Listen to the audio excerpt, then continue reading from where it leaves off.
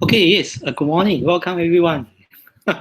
Yes, thanks for taking your time over the June holiday. I'm very happy.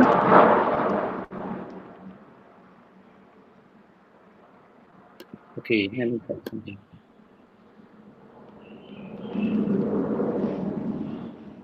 Okay, so let me know if you can't hear me. You can use the chat. Yes, so this will be today's schedule. So welcome, everyone.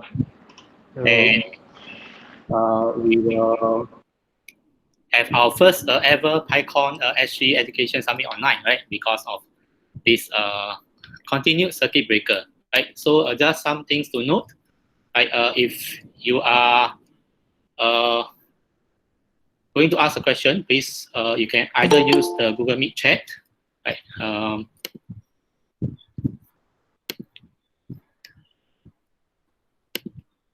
Yes, or you can use your audio or video, right?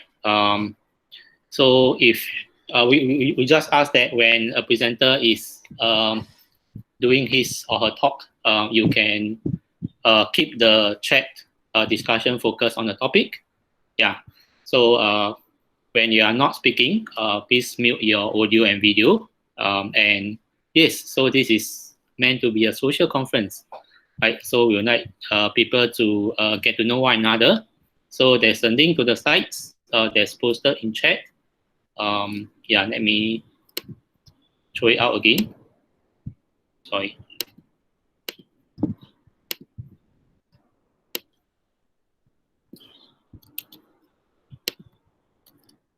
Right. So during this time, if you want, you can go and find out about the other fellow participants. Right. Some of them will be joining us a bit later. Yeah. So anyway, this site is editable by all. According to the founder or the creator of Python, right, Mr. Guido, says that in Python OOP, there is no private variable, right? So everything is public, right? So please feel free to edit whatever you need, but don't delete other people's slides. Yes. Okay, great. Right. So anyone has any burning questions to ask for now?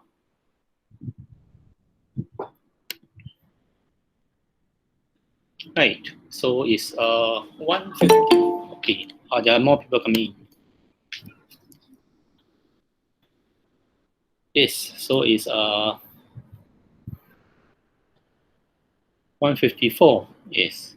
Let's wait a little while more. But in the meantime, please feel free to check out the other participants who are uh, who are who have registered. I don't know whether some of them will be coming, but anyway, yeah. And feel free to ask them any questions. Actually, you can also ask the questions on the slides themselves, right?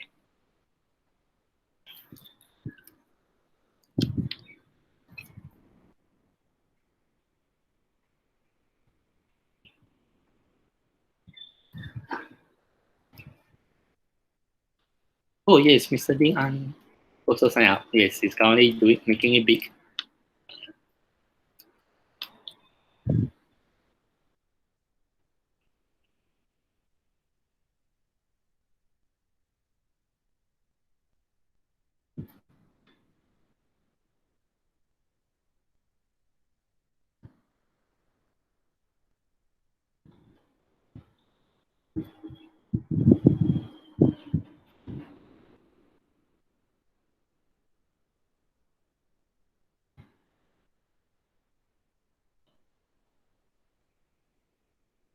Okay, so we have quite a few familiar faces this year, but also there are some newcomers. So yeah, very warm welcome to everyone.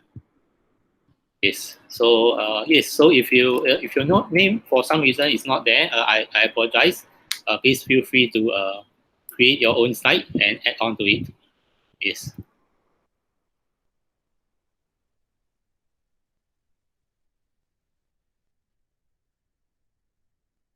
Okay. So for those in the normal mainstream schools, this is the last week of the school holiday, right? So we initially wanted to do this in June, but because now June is normal school term, right? So within pretty short notice, we decided to do at least the first part online, and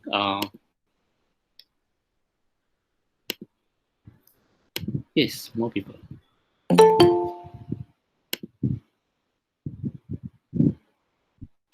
Okay, so we decided to do the first part online, and every year we always find it difficult to schedule a common time where people can meet because since it's the school holiday, we don't really want to intrude into your rest time or family time. But nowadays, every day is family time, right? So for most schools, I think staff start to come back um, to school during the last week. So we thought that maybe before your mid-year staff seminar, we can have this mini get together, right? So if you have a better suggestion to when we can have it, then please feel free to let us know, right? Because it's all about the community, right? So it's 57, yes. So this will be the schedule for today. We have a few new speakers who join us, so we had to extend the schedule for a bit longer, right? So we also hope that this will be not too long because now that people are at home, maybe you need to go and prepare dinner, right? Or you need to settle your kids for lunch, right? So we try to have it somewhere in between, right? So first up, we are going to have one of one of the new computing teachers, right? So this is Mr. Ng, and he's talking about this his interesting experiment in how to use JupyterHub. So quite a number of us have used JupyterNet. In fact,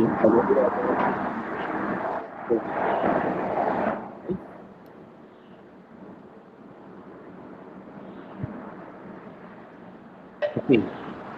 Okay, can you all hear me? Hello? Okay, Can yeah. Okay, thank you. Right, hello everyone. This is my first time at PyCon, so I'm still getting used to the format and everything. So just let me know if, let's say, my video or audio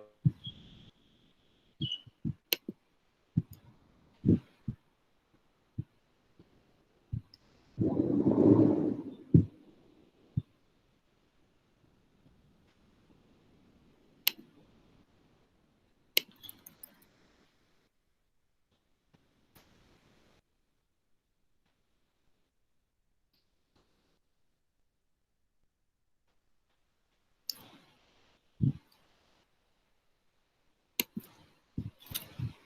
Right.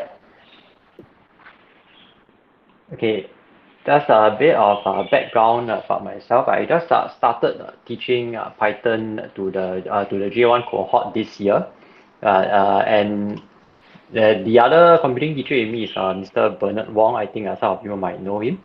So this year I wanted to take a different approach in teaching Python because I get a lot of comments, feedback from other computing teachers that the marking and grading takes quite a bit of time. Yeah, so I wanted to look at how to reduce this effort so that I can spend more time focusing on how to craft more interesting exercises. So I was doing a bit of research, right? And some of the things that I thought an auto grading platform would be able to help is first of all reducing the human effort, right? I still have to do a bit of marking because of having to mark pseudocode flowcharts, but I try to minimize that as much as possible. So I try to do more auto grading. Okay, and of course, the other thing is I think it's also important for students to be exposed more to auto grading features, because when they go out to work, I think most software programming, most software teams will not be doing their own manual testing very much. A lot of it will be dependent on the tests that they write. And I want students to be exposed to this kind of paradigm as soon as possible. So that's the third thing that I'm also trying to incorporate quite a few of the industry practices into my lessons, things like pair programming, which I'm trying to introduce in term 3. So the first thing I wanted to add is auto grading in terms of how they write unit tests and how they use Python assert statements. So I started with auto grading in Jupyter.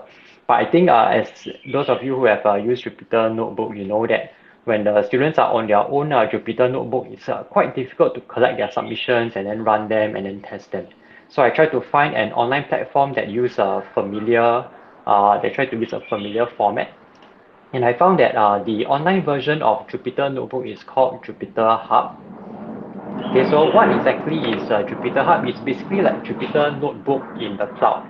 Okay, but it enables multiple users to each have their own kernel, their own shell, and their own notebooks. Okay, then in addition, JupyterHub can also have use extensions such as MB Grader, which is the notebook grader. This extension is the one that I'm using for assignment management and auto grading.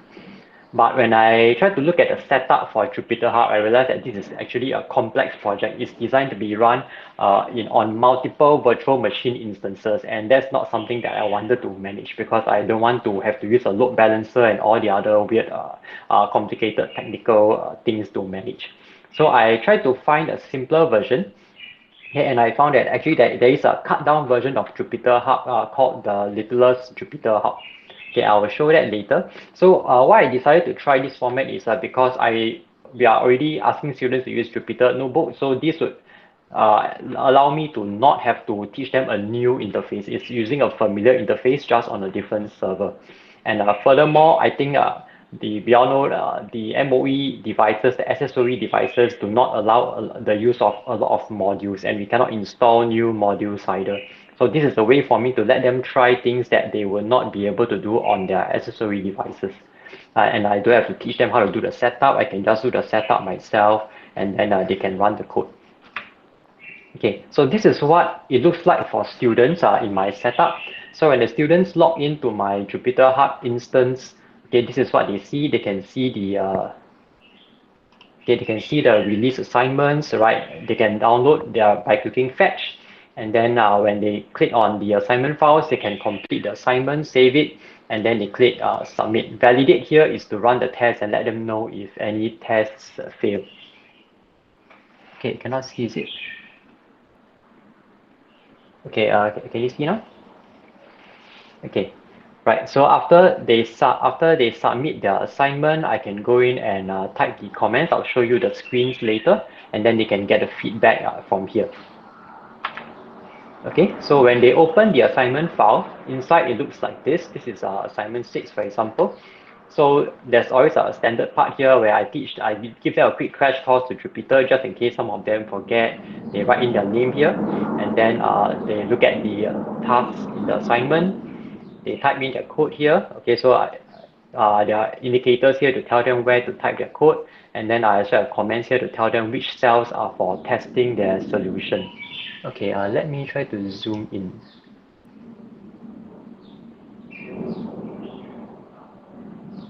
Yeah, I'm afraid the text is a bit small. Okay, maybe I should go.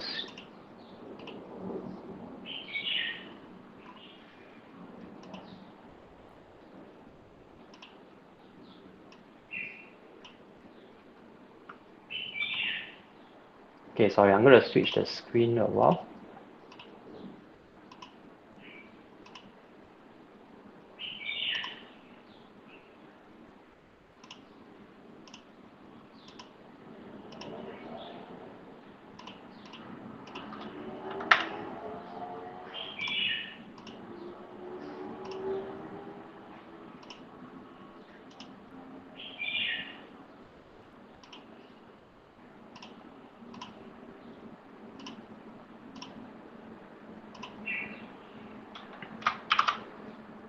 Okay.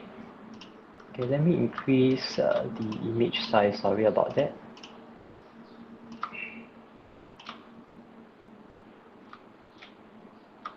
Yes, Jupyter Notebook is one of the apps that the students will need to use in their daily work. So they can actually open i5 notebooks. Just at this, for the online assignments, they will have to submit online through the JupyterHub portal. Okay, so the code that they write, okay, later I'll show you how I create the tests. So they can actually type the code in here, then they save this file and they submit through the assignments page that you saw earlier.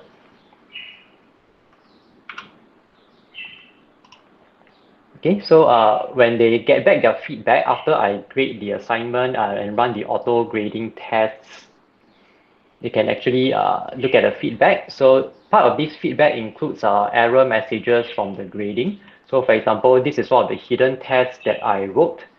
So when they look at this feedback, they can see that there is an error here, not a directory error. So there's something happening here and they have to figure out what happened that caused this error to appear. Okay, then in addition to that, I can also give them feedback in the text form. So for example, for some of the assignments where let's say I made a mistake, I'll tell them in the comments, okay, some of their comments here, their code is actually correct, but my test is wrong, or I'll give them suggestions on how to improve the code, especially for the brighter students who generally write code that is okay, but can be still improved or optimized. Is the text too small? Let me make it larger.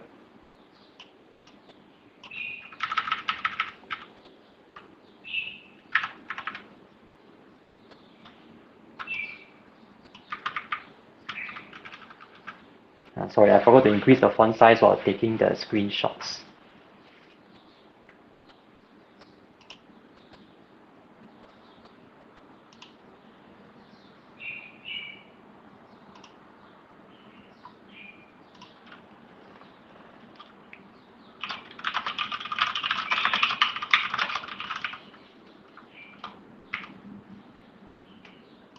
Okay, Sai-Hong, can you see the text? Sorry, is it too small?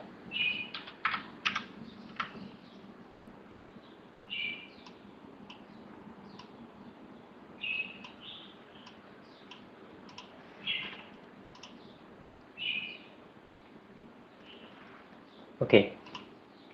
Right, any questions so far about what the students do on the JupyterHub instance?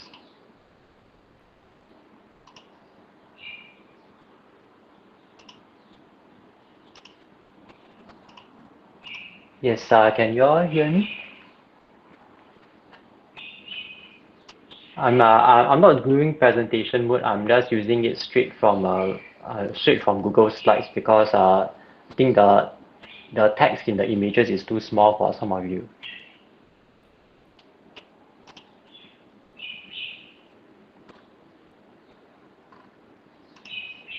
Oh, no slides, is it? Okay, let me see what's going on. Got slides out. Okay. Yeah, the audio is coming from a different account from the slides because my accessory laptop has some problems. So I need to use my desktop to do the slides while I'm using my phone to do the audio. Sorry about that.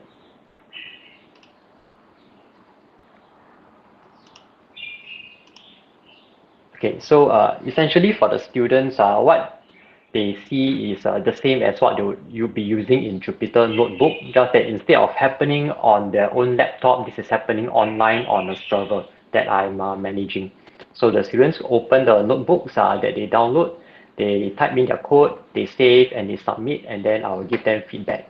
And all this is happening through this JupyterHub. Okay, let me increase this too.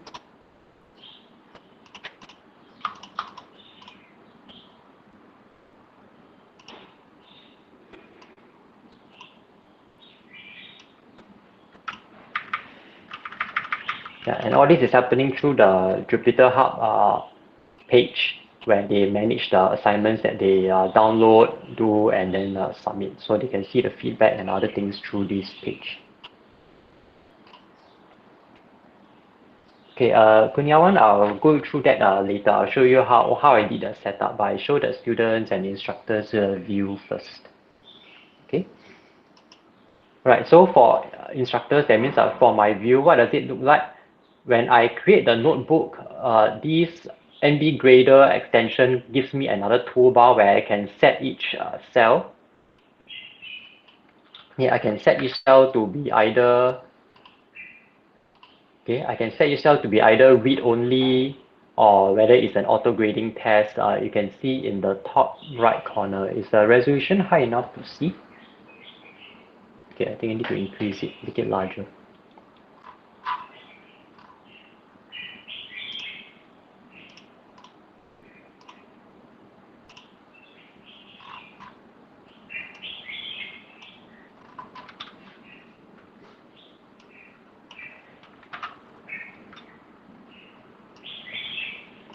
Okay, maybe I'll do that. All right, let me open it.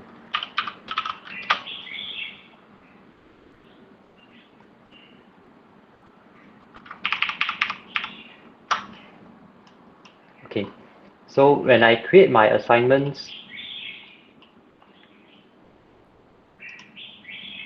okay, all right. Okay, so when I create the assignments, I just create it as a normal notebook. So what the NB Grader extension does is it gives me an additional toolbar. Okay, so this is toolbar called Create Assignment. So it lets me set read-only cells. So these read-only cells prevent the students from changing the text inside. So let's say if I wrote a test, it can actually modify the test rather than writing proper code. So the read-only cell prevents that. I can set manually graded answers. I can set the number of points. Right, so this is where I create the exercises for them. And then this is where I set autograder tests and answers. So the autograder answer is where they are supposed to type their code. Autograder test is where I check whether the expected output of the code is correct.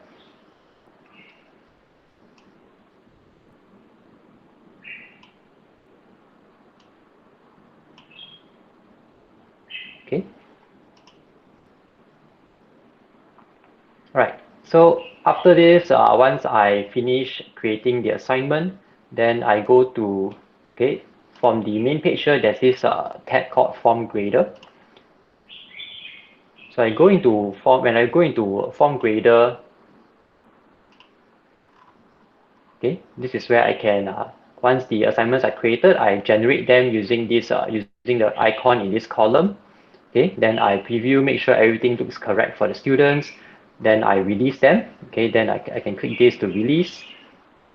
Right, and when the students have received the assignments, they have done it, I click the icon in the collect column to collect.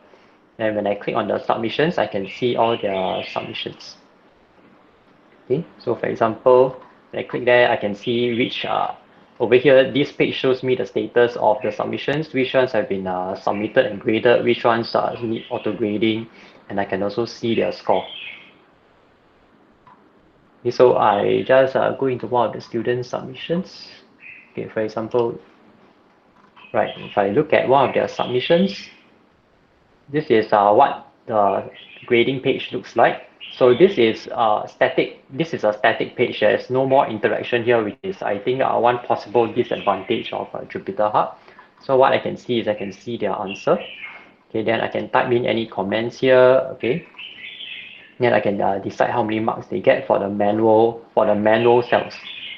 Then for the auto-graded ones, okay, this is where this cell is an auto-graded cell, so it will assign marks automatically. I can still type any comments on their code here. I can tell them why they got certain parts wrong, and I can tell them how to improve on the code. So there's no save button here. It auto saves your progress as you go along. Okay, so when I finish marking all the files, then I'm going to go back to Form Grader. Okay, so when I finish, I just click over here on this is the generate feedback icon. So generate feedback takes a while to run.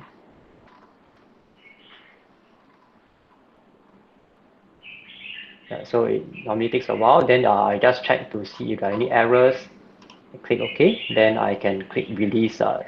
This is the release feedback column. So this makes it a lot faster than rather than having to ask them to print out the output and then I mark manually, or I ask them to send me their notebook files and I open them individually and type comments. Submissions are automatically sent. So from the student view, I just show you. So from the student view, after they download, okay, when they click here, they go in and they finish, they do the task, they save the notebook. Okay, so when they save the notebook, they can go back to here and they can click submit. So when they click submit, when I click collect, the notebooks are automatically collected on the server. Yeah, so that saves quite a lot of manual moving of files.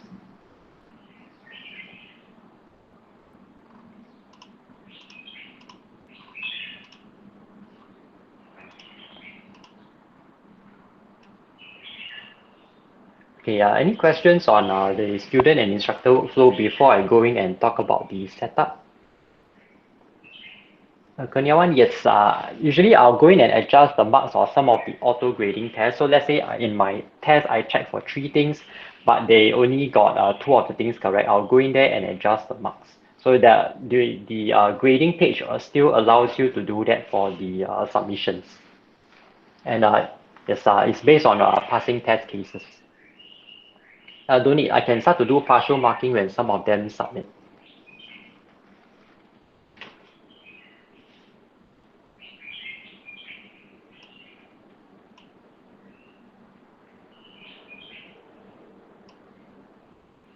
Okay, right. If there are no other questions, then I'll talk about the setup. Okay, what I've discovered in the setup and what I'll do differently next time.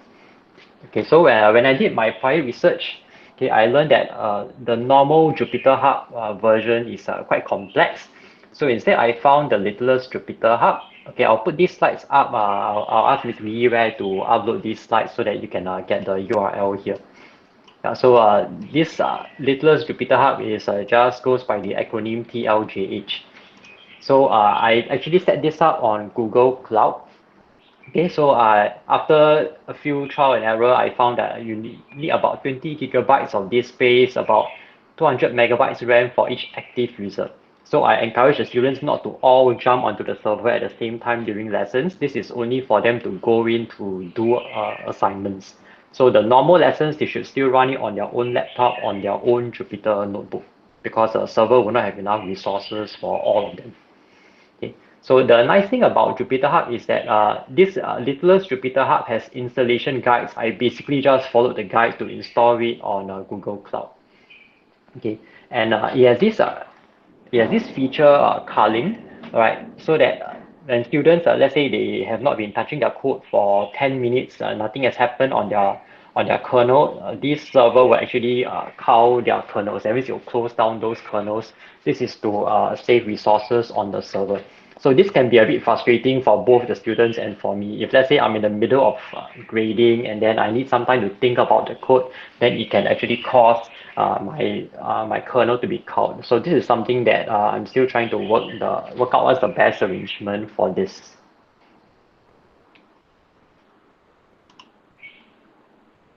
Okay, I did try Colab for some of the exercises. For students who, let's say, have problems using a Jupyter Notebook, I asked them to use Colab. I tried it a bit, but I found the assignment submission and basically the entire workflow of grading quite cumbersome. But I'll look at and see whether there's any updates on that front. Okay, so setting up involves quite a few things. This is something that actually requires it was quite time consuming at the start. So I had to figure out how to create a Google Cloud account and then create a virtual machine, right? I use the recommended settings.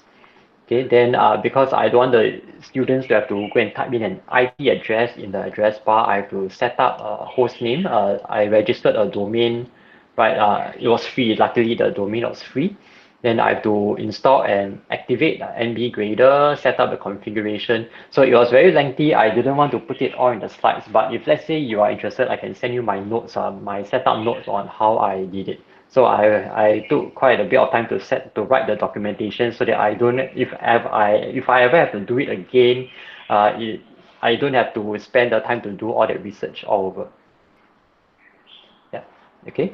So there's quite a few steps, right? I have set up the setup notes. Maybe I'll put it online after this. The Google Cloud, if you register an account, it gives you 1 year. It gives you free credits for 1 year in order to pay for the instance. I think that they give you $300 credit, which will last for 1 year. Yeah. So how quickly the credits run out depends on how much resources you allocate for your instance. Mine is a one CPU, 6.5 gigabytes RAM, and this is costing about $50 to $60 a month.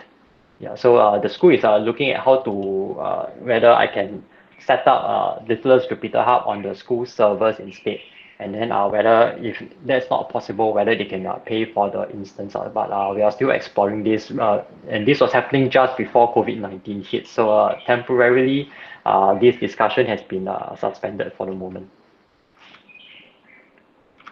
Okay, so that was the setup. So I'll talk about the management. Okay, so on a daily basis, managing the setup basically involves troubleshooting issues. Like my students are telling me, oh, I think, I think the server is down. I cannot access it. Then you go into Google Cloud and restart. Luckily on Android there is a Google Cloud management console. So I just need to open the app, restart the instance. So it's not too. It is actually less time consuming than it sounds. Okay, yeah. Then of course other things I need to do is when I finish a round of grading, I don't normally grade assignments one by one. That means I don't see that one student has submitted, I go in and grade. I try to wait for about at least 20 of them before I do the first round of grading. So I grade as many as I can at one go. I inform the students that the feedback is ready. They go in and take a look. Then I send reminders to the students who have yet to submit. Yeah, then inside the lessons, especially during my tutorials, the students love to go all jump in on the Littlest JupyterHub and try to work on their assignments. So I have to keep reminding them not to all log in at the same time. Okay. The other nice thing about Littlest JupyterHub is because it is a Jupyter notebook instance, you can write notebooks that have access to all the resources on the server. Okay, so a lot of what I did is to write scripts and notebooks to help make my life easier. Okay, so I'll show you some of them. Right, so I have one. Okay, I have one. This notebook helps me to count the number of submissions and and send them into a CSV file. Then this CSV file, I actually use Google Sheets to show the collection. Hold on, maybe I can pull it over and show. Okay, yeah, here.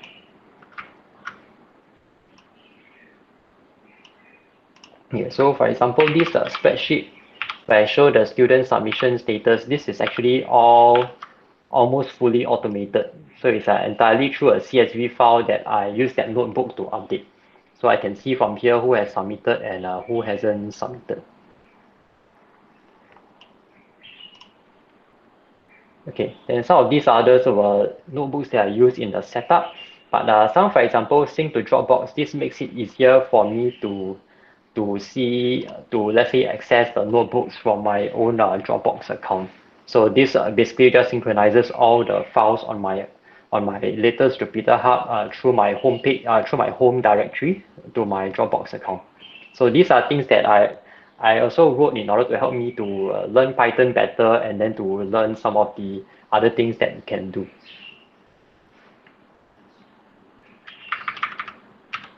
Okay, but of course, I mean, with all the power that a virtual machine gives you, I also ran into some serious problems. The worst one so far was because when I first registered this virtual machine, I started with 10 gigabytes of space. And then one day, these 10 gigabytes of space ran out, the server couldn't start up, nothing could happen, the students were waiting for it to be fixed so that they can go in and do their assignments. And then I have to go and research how to expand the disk when I couldn't even start up the server in the first place. So some of these things were a bit scary.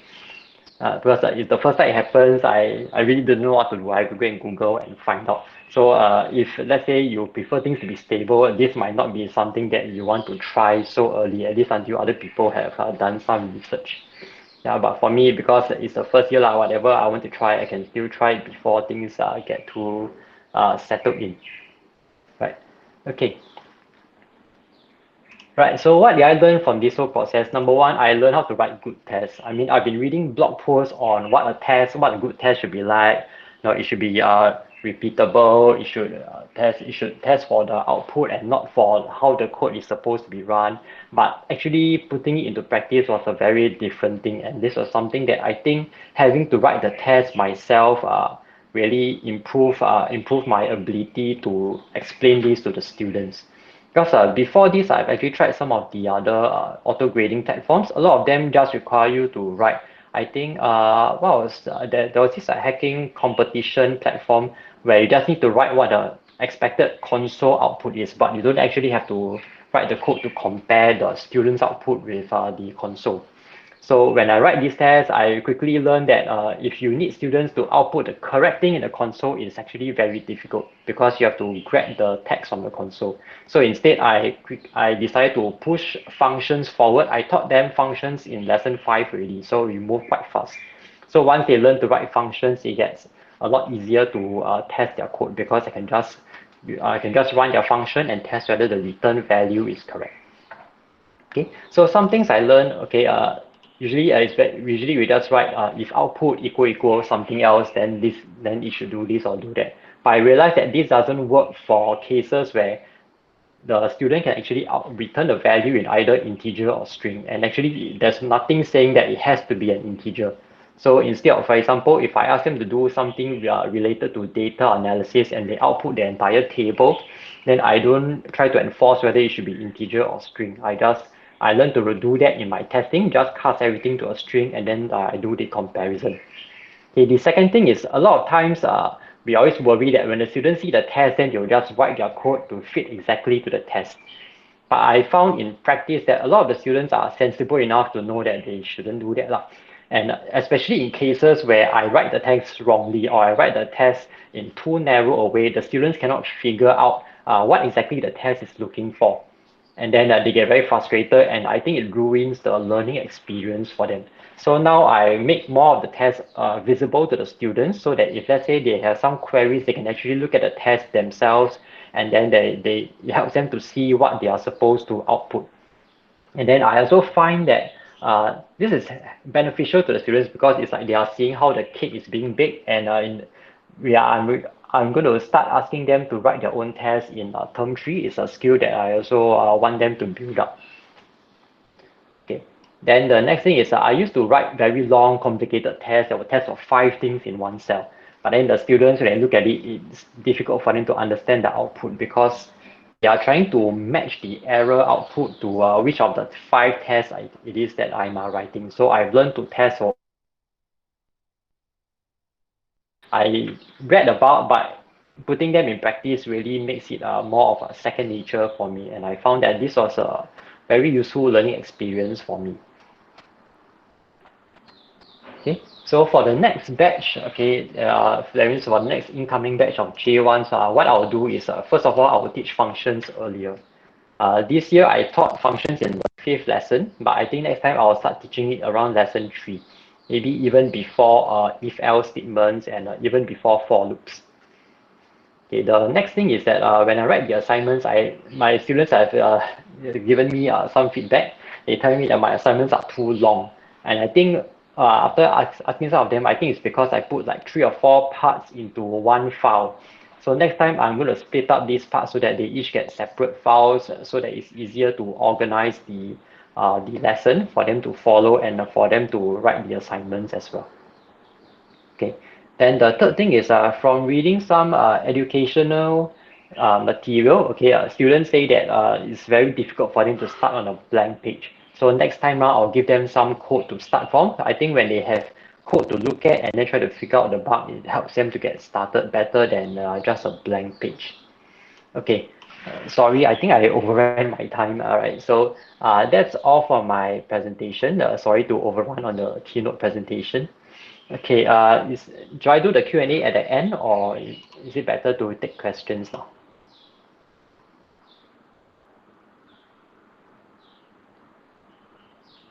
Okay, any questions? I think because I haven't taken questions on the setup yet, right? Anything to ask about the setup?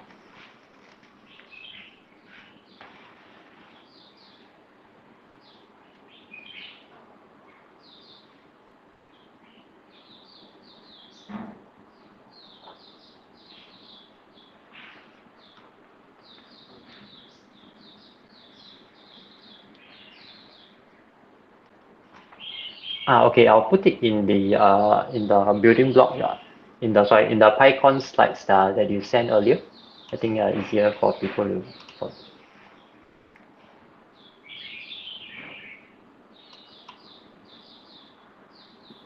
Okay, great. Yeah, thanks very much. Was yes. So, yes. So we have young promising computing teachers like in the system. That's a good thing, right? So next up, we actually have an overseas guest speaker, and is none other than Mr. Tamil. Mr. Tamil has given PyCon SG Education Summit talk in the past 2 years at least, right? So today he's going to teach us how to make programming fun by introducing this module called Turtle. Yes. Yes. So Mr. Tamil, please share your screen when you're ready. Thanks. Thank you, Mr. G. Let me share my screen first.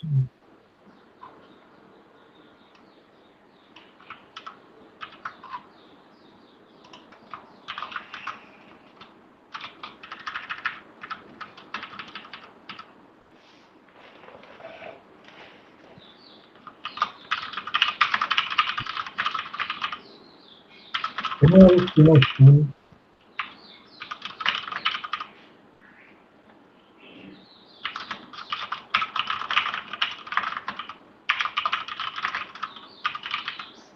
Hello.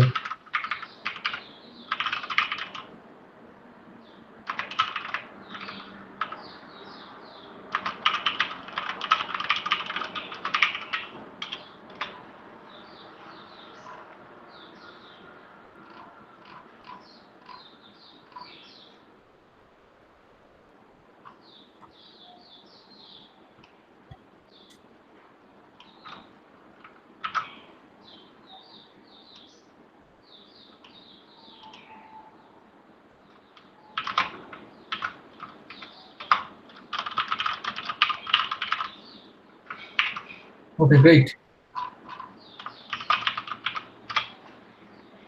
Hi, this is Tamim. I've been living in Singapore from 2015 to 2019, and then I met Mr. Gee during that time. And as he mentioned earlier, last couple of years I presented in PyCon Education Summit, and this time I was a bit sad that I couldn't make it to Singapore, but somehow this is happening online, as you know, due to the current situation. And I'm very lucky to be able to join the conference. So I've been working as a software engineer since last 12, 14 years, but I also sometimes teach voluntarily to students, especially mathematics and programming. And I also wrote around 14 books so far, and 4 of them are in Python. So basically, I'm from Bangladesh, so I try to popularize programming in Bangladesh. And one way of my doing this is to write easy books so that even junior school students can start programming. So today I'm going to show you some sample code in Python that can make programming fun. So all my code will be available in this GitHub repo. And uh, if you want to know more about the Turtle module documentation, you can go to this link. So let me go to my Visual Studio Code Console and share some code, and I shall talk as I write the code more. So one of the earlier concept that students needs to learn is loops, lists or arrays and all those things. So we can use actually Turtle module to make it attractive. for example, let's see this example that what this is doing, like turtle dot forward. So we are creating a turtle which is going forward, then we are lifting the pen up, then we are going forward a bit, then we are again lifting the pen down. And initially the students, they don't need to understand all those things, as the previous speaker mentioned that sometimes it's better to give them some code to start with. So if I write this code and try to run this, let's see what happens.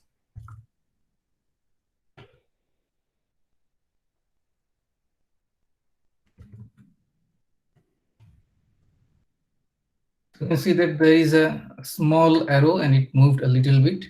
Now, if I tell the students, okay, you need to stretch it a bit more, then how we can do it? So of course, one obvious way to doing it is just copy the code, paste it several times, and let's see how it looks now. So now we see that actually what this is trying to do is trying to create a dashed line. And now if I want to make the line bigger, what I have to do with my current knowledge, if I don't know loop, is that I need to copy and paste the code several more times.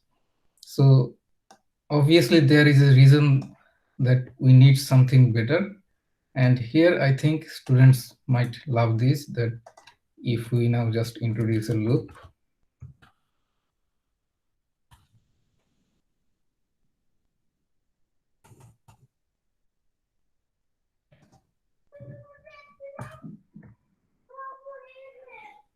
and at least I find this quite interesting and fun, instead of just a console-based program to print numbers and all those things.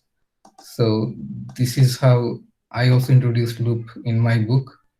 And let's look at another demo. And I hope everyone can hear me. In case you can't hear me, Mr. G can speak up, because I'm not looking at the chat box right now. So this program, what this program is doing, let's try to see by running it.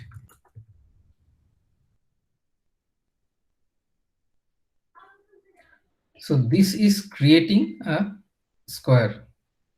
So now this already looks good, but if we tell the students that how can we use loop here, some of them will already identify that actually it's repeating these two tasks, line 6 and 7.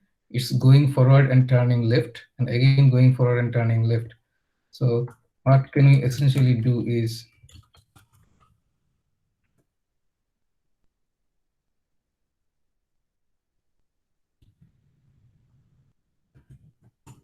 let's use a loop here, and it is doing the same thing. So this is quite amazing for the young students, that okay, they can shorten the code, they can make it do this thing as many times as they want just by changing this. So it looks more fun. So let's move to a more complicated example. So when we are usually introducing object-oriented programming, traditionally the books, they use examples of car or sometimes geometric objects. But here we can actually use this turtle. That previously I used different functions of the turtle module, but here what I am trying to do is I created two turtles, one and I named it Nonte and one is Fonte. So these two are objects, and this can move, this can have their own properties and methods. That I set the speed of Nonte as 4 and I set its shape as circle, while this is another object where speed is a bit slower and the shape is different. Now it will be a square, and I can apply different methods. I can give different instructions to different objects, like I'm asking Nonte to turn left and move forward, while I'm asking Fonte to move backward. So this simple code actually gives student a good understanding of how you can create objects, instead of learning too much about class at the beginning. And of course, they need to have some fun. And if you just run this program, see that we have created two different turtles, one with circle shape and one is square shape, and two turtles did two things differently. And if you want to see that, okay, what we actually created, like you can just print the type of here. At the bottom of the screen, you see that the class is turtle. So this is an instance of a turtle class. And we can sometimes we introduce inheritance and some advanced OOP stuff. So inheritance is not really advanced OOP. I mean, in any basic object-oriented programming course or book, we show how you can inherit one class to another class. So here actually we can create a new strange turtle class which inherits the regular turtle. And now how it can be different. So we can make it different, like we can override its methods like forward, backward. So this is a strange turtle. So if you call forward, actually it will go backward. And if you call backward, actually it will go forward. If you ask it to turn left, it will turn right. And if you ask it to turn right, it won't do anything. It will just print something. So here I created a strange turtle called Monty, and I created a regular turtle called Jonty, and I changed the shape of Jonty's turtle. And now I am calling same method with these two instances or two turtles. I am asking it to turn left, also asking it to turn left. I'm asking Monty to move forward. I'm also asking Jonty to move forward. And so all the same commands. So usually we'd expect that these two turtles will do the same thing. But as you already saw, that two turtles are not same turtle. One is regular turtle and another is strange turtle. So let's see what happens if we run this program.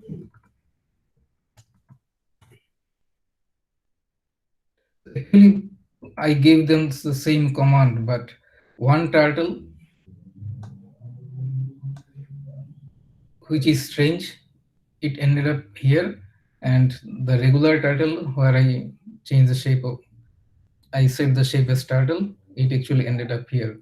So this is actually a very interesting example that how you can override, how you can inherit a class, and you can set different methods, and you can override different methods, and you can actually create new methods as well. So this is quite fun and easy to understand. And I want to show you another example, which is events. So usually in the introductory programming class, we don't talk about event-driven programming, but you can see that here I am showing you very simple code that I am binding some keyboard keys to some methods like move forward, turn left, turn right. Those methods are defined here, and also exit and clear. And this is how I can just bind those things. And the idea of event-driven programming is usually in the previous programs that it runs line by line, it executes everything from the top to bottom. But here it will actually wait and try to listen for the interaction, in this particular case from keyboard, and based on my action, it will call relevant methods. So if I run this program, so I am pressing keys and making it turn left and move forward.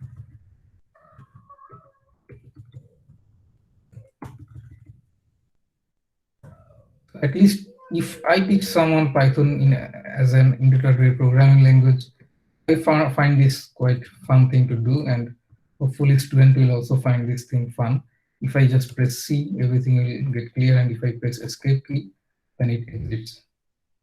So this is how we can make programming a little bit fun. And stop sharing my screen, and I move back to the regular presentation. Yeah, so now we are open for discussion. I shall put all the code to the GitHub repo I shared earlier. So if you have any questions or any comments, we can go ahead.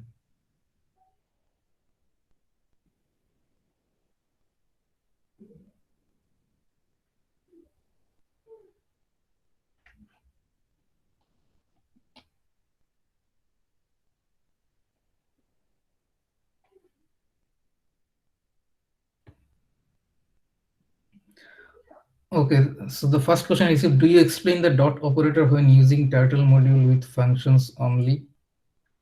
I think that initially I would just show the usage. I won't explain everything at the very beginning. That okay, so if you use this is how it happens. So I find it easy to teach or even easy to learn myself, because still when I learn programming, instead of getting into the details of everything, the focus would be what happens, and slowly the students will understand how it happens. So it's not necessary that you explain the dot operator at the very beginning, but at some point you must explain the dot operator. And one of the more interesting thing is, if you go to the Python or official documentation of the turtle module, you can get a link where you can see the source code of turtle module, so which is also useful for advanced level students. So how young age group do you think the turtle is suitable for?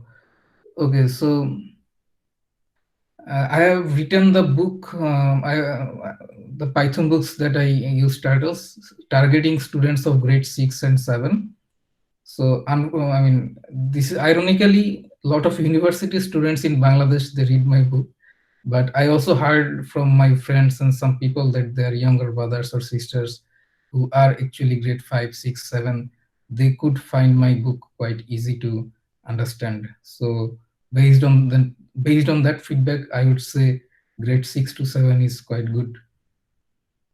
And Harish Pillai, you asked that how would you approach Scratch versus Python? So yeah, I have also taught Scratch, and I also wrote a book on Scratch.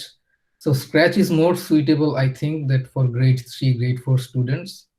And I know one of my friend's son who is age 7 right now. He can also use some Scratch thing. And Scratch is more, as I said, more for the younger people, and it also explains the programming concepts quite well. But Python, using Python, you can get into serious stuff. In my office, I do some machine learning projects as well, and here I can also use Python. So you can use Python for web development, you can use Python for machine learning, and also, of course, for teaching. So if the junior school students like grade 6, grade 7, they start with Python, they can go very far with that particular language.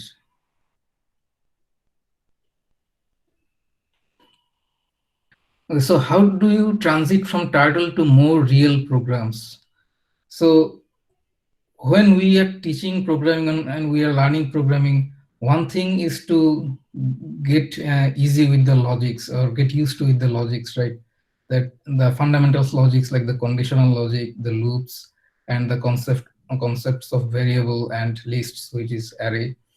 And so it's not that you always use Turtle for everything. You can use Turtle to make things more attractive where appropriate, or other times like when you uh, want your students to write a program to calculate GCD or greatest common divisor, then Turtle doesn't have much role to play. Or if you are dealing with list of string or all those things. So I think it's not that you will only use Turtle for everything, but Turtle can be a good tool while you are teaching programming.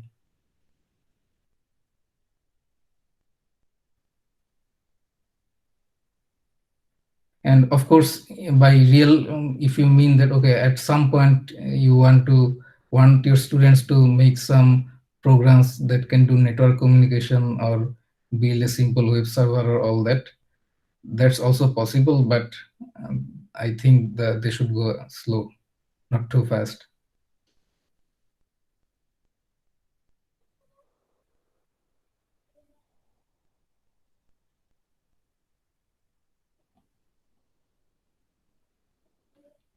Yeah, turtle geometry is quite good.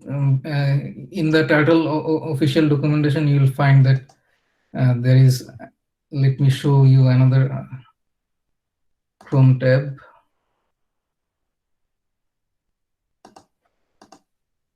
So if you look at this example is quite simple. And if you run this program, it will take some time to build this.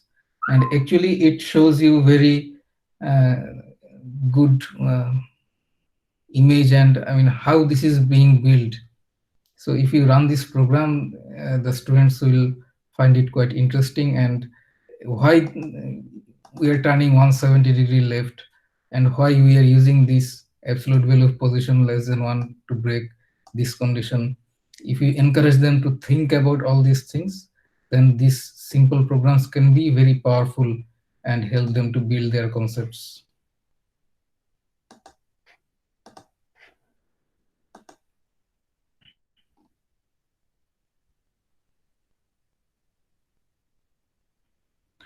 For my textbook, actually, last year in November, a publisher contacted me from India that they are in Indian universities. They started including Python instead of C to for introductory programming course, and there are not enough resources in Bangla. So the eastern part of India, which is called like West Bengal and Bangladesh, these two places have same language. We speak Bangla, and also the West Bengal people in India, they speak Bangla. So I already had 80% of those things written in different books. So I just took the opportunity to fulfill the gap between their syllabus, and I completed the Bangla book, and now someone else is actually translating it in English, and hopefully it will be published in July. So let's hope for the best. Yeah, so yes, activate thinking is quite important. I completely agree that instead of showing them everything or asking them to learn more or know more, we should encourage students to think more. Like instead of asking them to write programs from scratch, what we can do is we can write incomplete programs and ask them to complete it so that they will get some hope. We won't throw them in the middle of the ocean, but we can throw them very close to the shore so that they have some confidence that they can swim to the shore. So this is an interesting way, and of course I like that if we activate the thinking part of them, I mean instead of asking too much from them, that makes it much easy.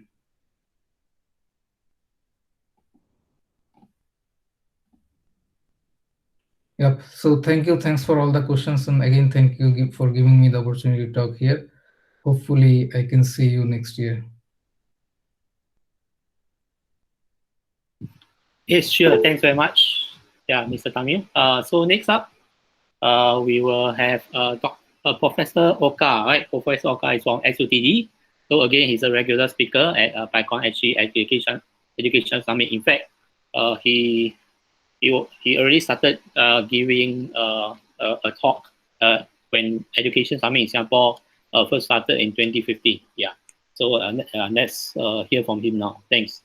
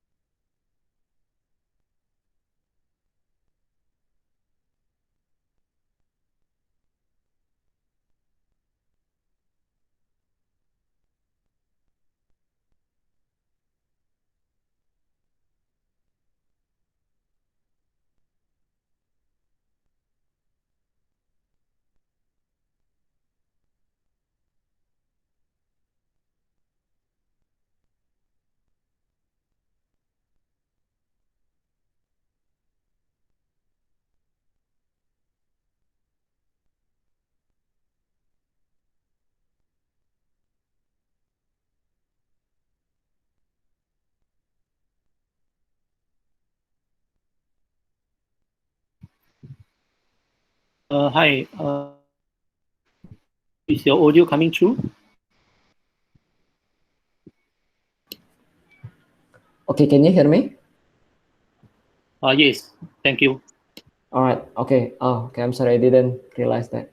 Okay. So just want to let you know. So basically, we have a team of faculty in our course, and these three faculty are involved in preparing these presentations. So Dr. Norman is also here attending this PyCon conference. I know another colleague of mine, also Matthew, is also here. So for those who do not know SUTD, just to let you know that we are one of the 6 public university here, and we are quite young. So I think last year we are 10 years old, and this year we are coming to 11 years old, and we are quite happy. Like some of the educations, even like overseas education, also recognize that we are one of the engineering university who are emerging effect in the global scene, right? And I think what is unique about SUTD is that we are trying to be more active learning, project-based learning, multidisciplinary. We don't have like the traditional courses, so-called like computer science or maybe like electrical engineering, all these kind of things. But in SUTD, we have what we call information system of technology and design, and that's where Dr. Norman, I, and Matthew come from. And in the first year, all students will have to learn programming.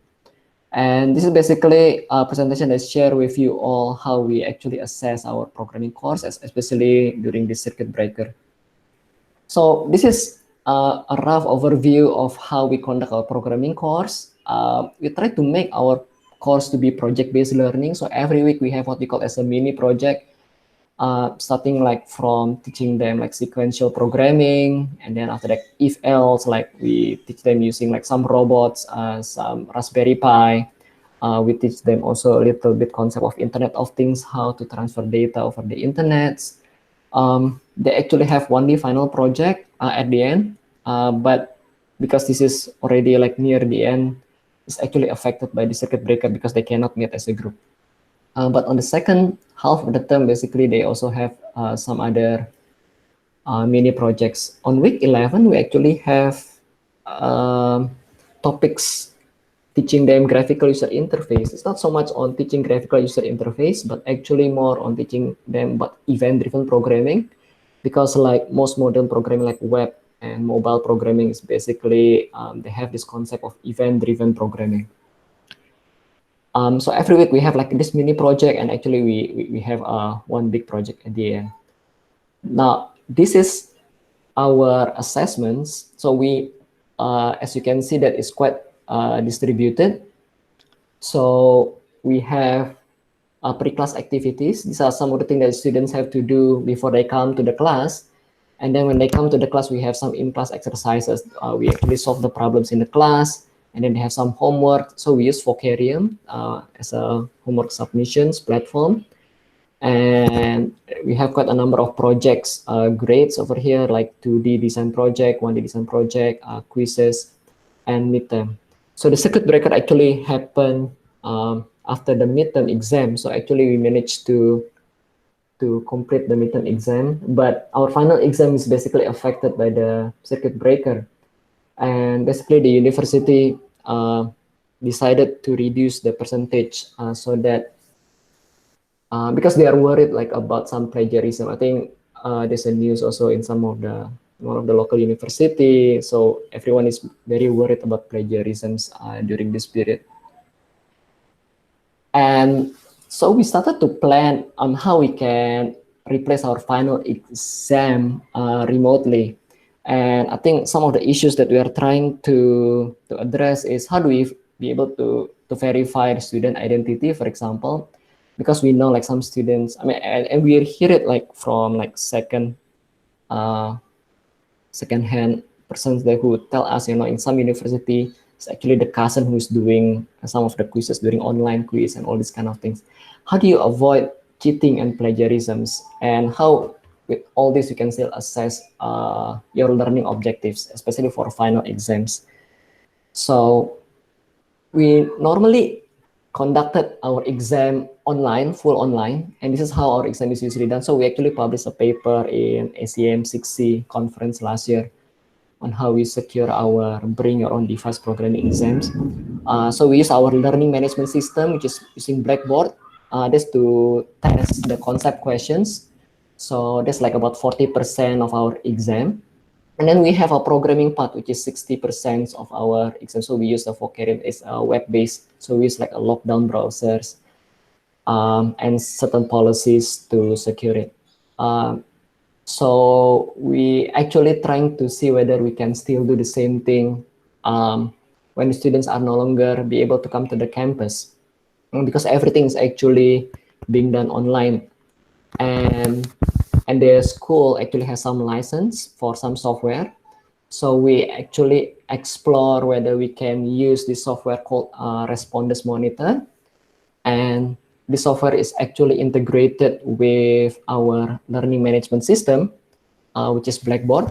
So from here, the software actually require student, it's basically a non-proctored software with some machine learning, computer vision software on the cloud. And what it does is that it's like a lockdown browsers, and then it's also record using the webcam, and it helps certain stages like verifying the student identity, and also it records the background sound.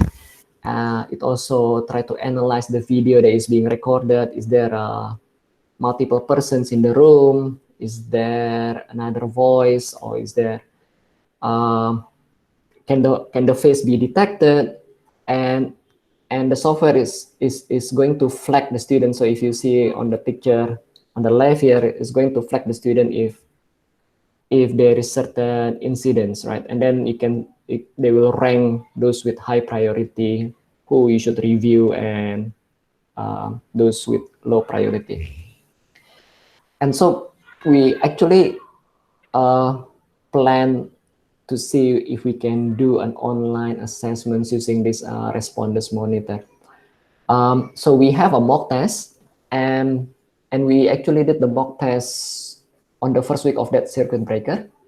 And then these are some of the issues that we actually encounter.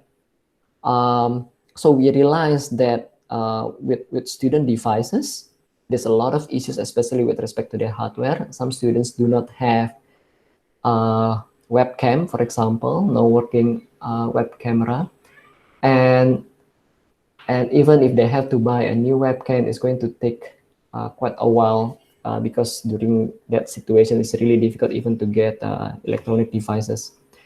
Another issue is actually on the internet connections, because if you use the Responders Monitor, it requires the student to be in an empty room, and then sometimes the router is somewhere else. So actually they encounter some like connectivity issues, and then when there's connectivity issue, they will have difficulty to access the platform as well.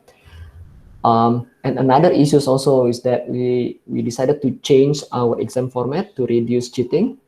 So one of the things that we try to change the format is student only see one question at a time, and then we randomize the questions, and we also prohibit student from backtracking. So that will reduce a lot the possibility of them like communicating with one another, because students will get different questions, and also they cannot go back and change their answers.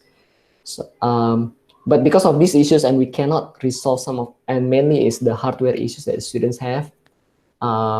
So it's really a struggle for us to implement our normal online exams during the circuit breakers. Right? So I think in the future we learn that having a standard device is at least a working device is very important, and at least the university should support so that those students who don't have those devices, they can still come to the campus to do the assessment when it is possible. But it is not possible in our case at that time. So we are trying to see. So basically, we cancel that part of assessment, and we actually design the final assessments in our course. And one thing that we are trying to do is we want to minimize cheating and plagiarisms, but we realize that we cannot proctor the students. It's really difficult with all the webcam issues and all these kind of things. So we must think of some assessments without proctor. and we must be able to assess the learning objectives. So what we finally did actually for our final assessment is 2 steps of open-ended programming assignment and an interview.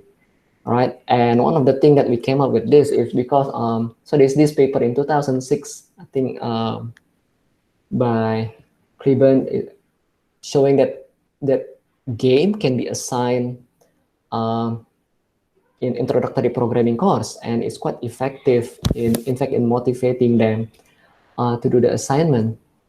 And in fact, most students will choose to do this kind of assignments. So what we do as our final assignment is actually we ask them to create an open-ended programming assignment to create a game. So so they can create any game that they want. It's very open-ended. We actually give them some example just to give them like some rough idea of what they can do. And then we have some specific things because we wanted to test certain learning objectives very particular to our course, like state machines and event-driven programming and all these kind of things.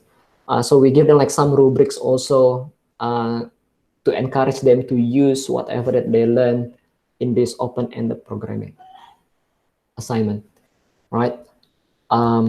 So this is a simple rubrics for our assessment. So basically, we're just going to mark it as 0, 1, 2, 3, basically categorizing the student into like 4 categories. This is very broad. And I think later on in the reflection, I will share some of the instructor perspective on these rubrics as well. And one of the things that we are trying to do to encourage students to apply certain topics, because we have not assessed that part, is actually we give them like some extra points if they use the topic that they learn in our state machines week. So we actually have a topic on state machines in our first year programming course.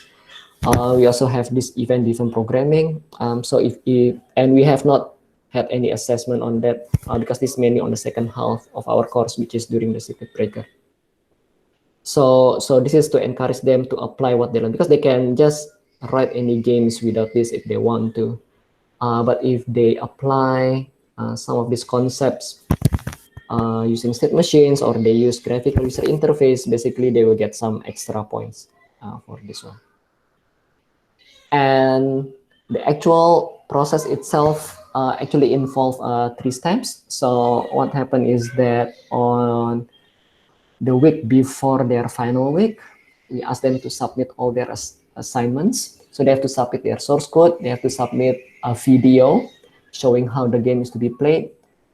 And it will give the instructor also some time to look into their source code, to look into the video, get a rough idea what actually they're doing. So one instructor is grading like about 50 students.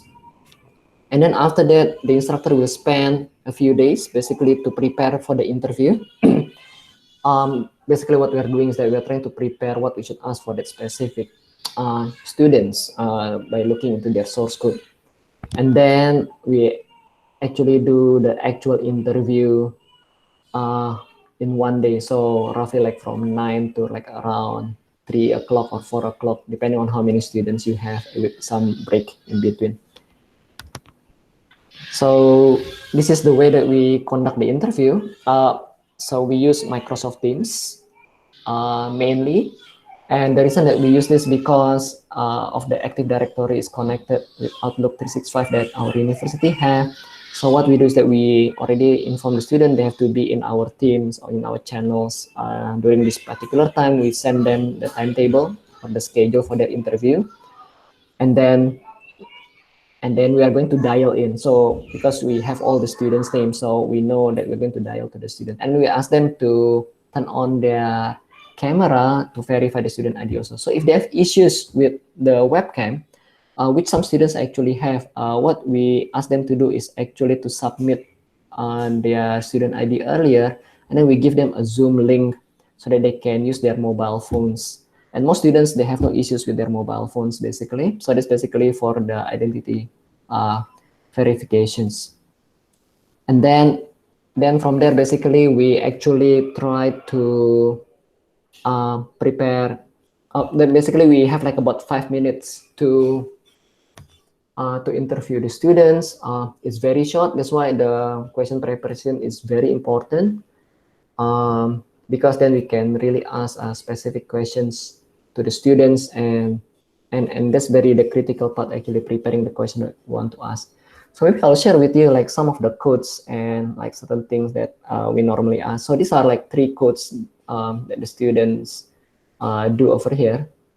So one example is that they can just make like a text-based hangman program. So this is one of the example that student do.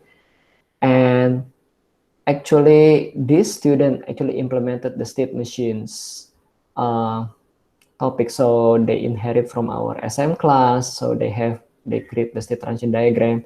So then the grader can actually test their concept about state machines, making sure that they know. And this is also showing that they don't just copy game from the internet about hangman. That's one of the reasons that we want them to apply some of the particular concept that our course is actually testing, like state machines and our graphical user interface, which is Kiwi. This is another code from student. They use Kiwi, which is the library that we use for graphical user interface in this course. So the grader basically can ask why they use like global variables. The grader can ask how are you going to rewrite this if you don't use global variables and all these kind of things. They can actually look into the different code that the students write. So actually students will write like from if else loops. Let me show you one example, for example. Yeah, so the student use like a lot of global variables, and I think when you let the students to write in open-ended assignments, you really see certain things, certain practices that we don't see in a very structured questions. So for example, you can ask what's the difference if you use if, and if, else if, for example, is there any difference? What is the effect if I change this to else? So you can ask also some conceptual questions during the interview. Yeah. So basically, that's how we do the interview. And in terms of time comparisons, so basically in our normal exams, basically what we do is that we have to think about the question. So some people take like very short, like half a day to prepare the question and the solution, setting up into the system. Some will take like longer, like 1 a day. The concept questions, because we use our learning management system, so it's basically auto-graded, so that's very fast. Sometimes we just fix some of the answers that is not taken into account in the initial draft. Then we take like about 1 to 2 days in grading the programming questions. So when we do this kind of assessment during the interview, we actually spend most of the time in preparing the questions to ask during the interview. So some faculty take like about 1.5 days up to 2.5 days looking into the student's code, really checking which part that they want to ask questions. The actual interview itself is, because it's scheduled, so it takes just like half a day to one day basically. So roughly it's about the same. Maybe the interview will take a bit longer and it's a bit more intensive on the actual interview, right? But one of the interesting thing actually is the comments from the students, because from here that the students see the course, the projects are fun. This is actually from our course evaluation. What are the best 3 things in this course? And these are some of the comments that I extracted.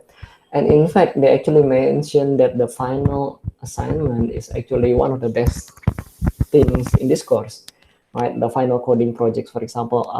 And then, I mean, this is very, I mean, if you imagine like students is telling you, you know, the best thing about this course is the exam, and then maybe many of us who don't believe it. But it's actually what is happening, because they really enjoy doing the project. They're really creating their own games. So they really enjoy doing the final assignment. This is instructor's reflections. So the instructor find the interview is very useful, but they have to prepare the interview questions beforehand. Otherwise, it's very hard. So some faculty actually, they check for plagiarisms because there's a lot of games on the internet. But even though it's tedious, but it's not hard to identify students basically copy existing game. Is very, you can see it from the code, or you can also see it during the interview itself. It's very obvious if students do not know what they are doing. And most faculty actually do the same as this faculty. Basically, they create questions that were specific to each student. So even though you ask questions, every student will have different questions. So one faculty actually, what they do is that they ask the same questions, but they will probe further and see up to what point that students can answer the questions. Yeah. And these are some of the students' game examples. So you can go to this YouTube link. But let me see if I can show it to you some of them. So this is a text-based maze runner here. So basically, they create this game actually entering into a maze that have some maps, and then like you can move around the map. Now this is actually text-based, so so you have to find and exit the maze basically, right? And another example is actually, let me see. So this is another example by one student.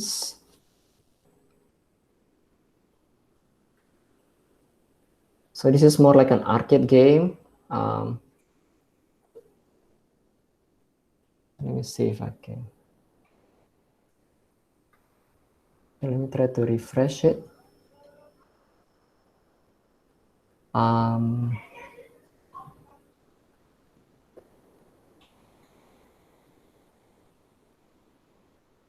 Right, so let me show you. So this is using the graphical interface.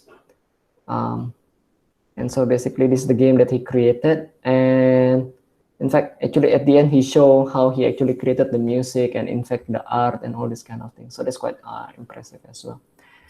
And the other one that maybe I can show it to you, which I graded also, is this one. So some of you may know SimCity. So one of them basically they created like a kind of sim simulations when you do certain policy related to the COVID-19. Yeah. So this is quite interesting as well. But it can be as simple like as hangman or guessing the number. So these are some of the good games, but some are really simple games like guessing a number. Okay, so that's basically my presentations. But just to let you know that, so just now I mentioned that we have one programming course in SUTD, but starting from this coming intake in September, basically SUTD is going to have like 2 computing course in the first year. Dr. Norman will be leading the computational thinking for design. Will be exciting course. He can tell you more about it. Basically, it's a combination between architecture, computing, and also ISTD will be taking the second part. And then data-driven world, they started learning some algorithms and some machine learning in their first years.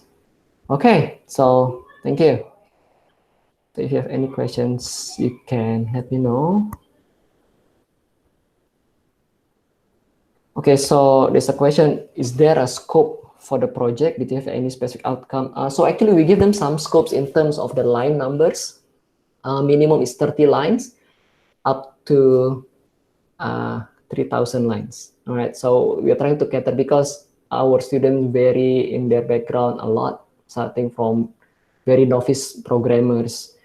So we see some students who wrote like 30 plus lines only, until some of these better codes like hundreds to thousands lines of codes, right? But we try to scope it, but we don't have any scope in terms of what kind of game that they can create. But we do give them some constraint, what kind of library that they can use. So we don't allow them to use like Pygame and some other library. Basically, we want them to write everything from scratch as soon as possible, or some other library that we introduce during the course, because basically they're learning that. So we are fine with that. So how did you grade codes that were broken? So most of the code that is submitted is working. So I actually have from 50 students that I graded, I think one code that was broken, right? So during the interview, basically, So one thing that we can do is actually we don't fix it, but we actually ask the students whether they can fix the code. How do you debug it? So actually I asked the student, this is the error message that I got. How do you try to debug the code? So we're testing also on their debugging skills from there. Some of the students, basically we encourage them. So we have some consultation period. So I actually advise some students to write a simpler code that they can write and working fine, right? So we encourage them to write according to their abilities rather than aiming very high, but then they cannot submit, but the code basically is not working, right? Were there any guidelines or rubric on what kind of questions would be asked? So basically we tell them we're going to ask them about what they write in the codes and anything that can be related to, so basically we're telling them the code is like our raw material for the interview, right? So basically we are testing their programming concepts and all the learning objectives, because this is supposed to be like their final assignment. So you see that they should be able to answer some of the questions related to the course. So we ask them related to programming concepts, we ask them to debug, we ask them some the specific concept like state machines, or if they use the state machine. If they don't use them, basically we don't ask them that question. Basically we know that they can't, or they very have little understanding on how to apply it. So we don't, that's basically how we grade it. All right, okay, so I think my time is up. Thank you. Yeah. Yes, thanks very much, Prof. Oka. And next up, right, we will a new speaker. Yes, Jackie, right? Actually from up level, and yeah, I met him actually during one of the meeting in Unoya JC, and yeah, so he has something interesting to share with us.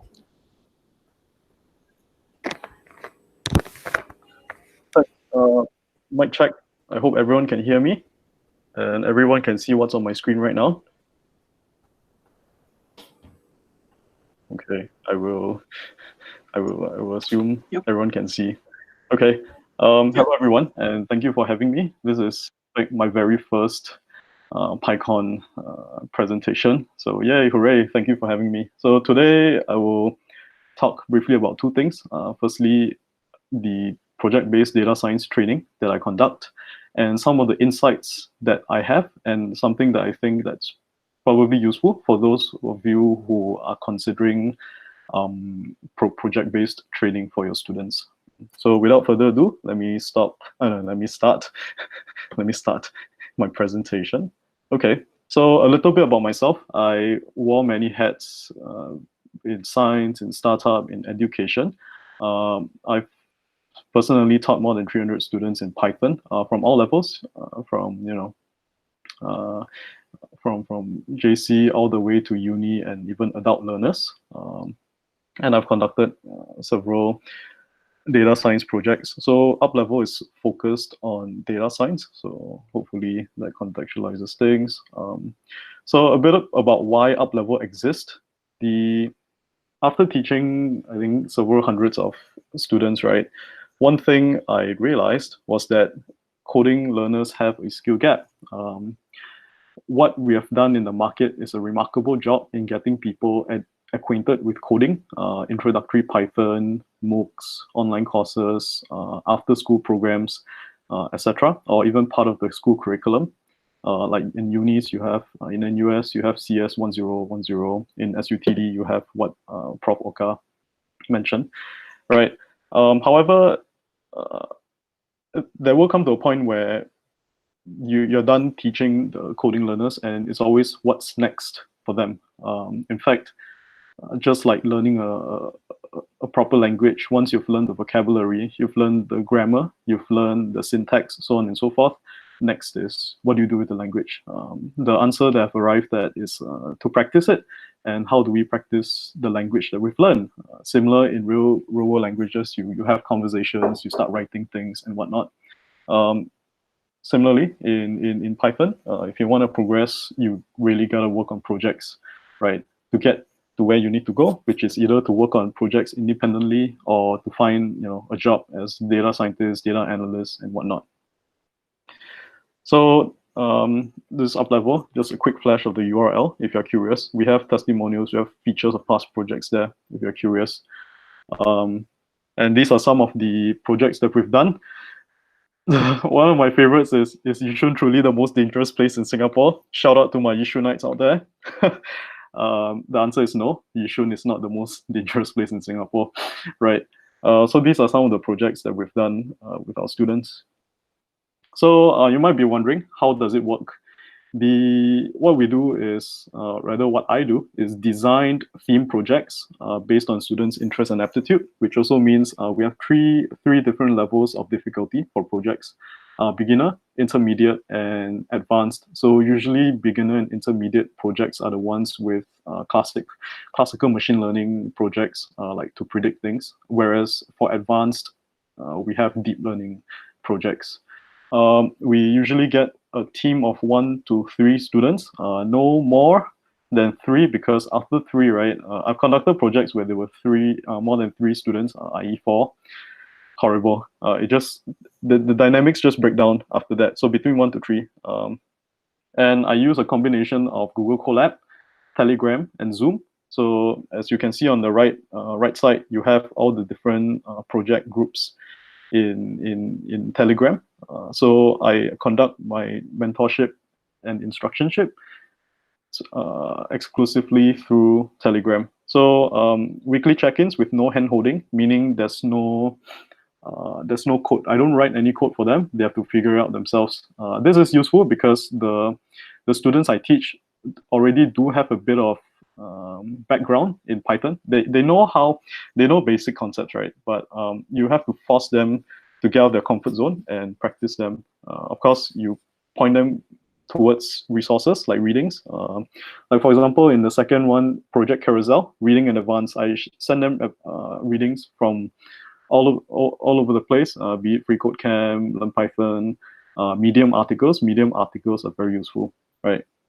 So Colab is great. I can't say enough good things about Google Colab, right? It's such a great tool. It's like Jupyter Notebook, but you work it like a Google Doc. Everyone can work on it together. Here is an arrangement that I make with one of the teams. So this is kind of like how I conduct it. You have 3 students: Sui, Lester, David, and each of them have their respective sections. One good thing about this is that you can collapse your sections and you can quickly navigate to your respective cells. And for me, it's easy for me to just jump in and examine each of their code and give feedback and whatnot. So this is one of my favorite teams. This is a pretty neat arrangement. Other kinds of arrangement includes having a single folder and 3 separate notebooks, 1 for each student, for example. Yep. So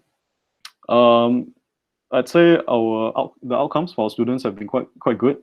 They've secured internships, jobs. They've gone on to work on their own personal projects, and some of them have even joined specialty programs like the apprenticeship in AI Singapore. They've also won hackathons, like literally win hackathons, right? Data science hackathons. So not bad, not bad. So that's up level in a nutshell. So in the second part, I'd like to share with you some of the insights that I've derived, empirical insights that I've derived from working with students in up level so far. Project-based training requires a huge commitment in terms of time and effort, both from the instructor and the students themselves. The reason for that is because of how unstructured the projects can be. Members can take up to 3 to 8 hours per week to work on it over 4 to 6 weeks. This is quite analogous to, say, a hackathon, for example, over a weekend, between 24 to 72 hours, but spread out over 4 weeks, right? A lot of reading is required. Members go through anything between 5 to 35 readings per project. And because we emphasize on independent learning and a lot of struggling, right? I can almost describe my service as struggling as a service, right? To kind of like get them to move out of their comfort zone and troubleshoot things by themselves. But it comes with a few caveats, which I'll share later. The key to a very good project is providing and just pointing them towards the right direction, right? Instead of giving them the code. The difference between one a solo team versus a group, it can be quite interesting because for solo teams, right, a single person, they can work very slowly or work very, very quickly. So here you have some of the stats between 3 to 3 months, 3 weeks to 3 months for a single person. Whereas for team, right, usually we find that the projects are done in 6 weeks plus minus 2 weeks. And having team members are great because they help each other out. Like, for example, if you're busy to answer questions, right, if you're too busy, sometimes the other members will step in and help each other out. It warms my heart up because collaborative learning is great, and it also kind of like simulates a team setting, like in a workplace or whatever, next time in project groups. Momentum is very important. The reason why is that? Because if you're going to work with, say, students who or adults who have a full-time job, the only time you can work with them is during evenings or the weekends, which means if you're engaged in project-based training outside of school hours or work hours, and you're going to anticipate working in the evenings and weekends as well. It's tough, it sucks, but it's rewarding as well, right? Scheduling and pacing of the project is very important. Empirically, again, once you lose contact with your students for more than 4 days, things die down. The progress becomes much slower. You don't really hit that 6-week target. It'll be good to encourage constant communication, which means even students tend to get quite, what's the opposite of non-proactive? Reactive, maybe, for several reasons. Proactivity, they might not be proactive because they're busy, 1. 2, because there is a streak of stubbornness that I observe in my students, and probably your own as well. They want to work on something on their own until, because I don't know if it's stubbornness or just fierce independence. They want to work on things like bam, bam, bam. But sometimes when you are unable to progress, when you hit a wall, you tend to lose interest and progress. It's almost an art. You need to step in before that they hit that wall and help them troubleshoot as well. So last insight that's, I think, pretty crucial is, as let's say if you're the one mentoring or being the instructor, you really have to be at the top of your game, which means how good you are means how good your student will be. You need to be quick on your feet, right? To Google the right answers, to point them towards the direction. And you'll also have to be familiar with the usual error messages that come.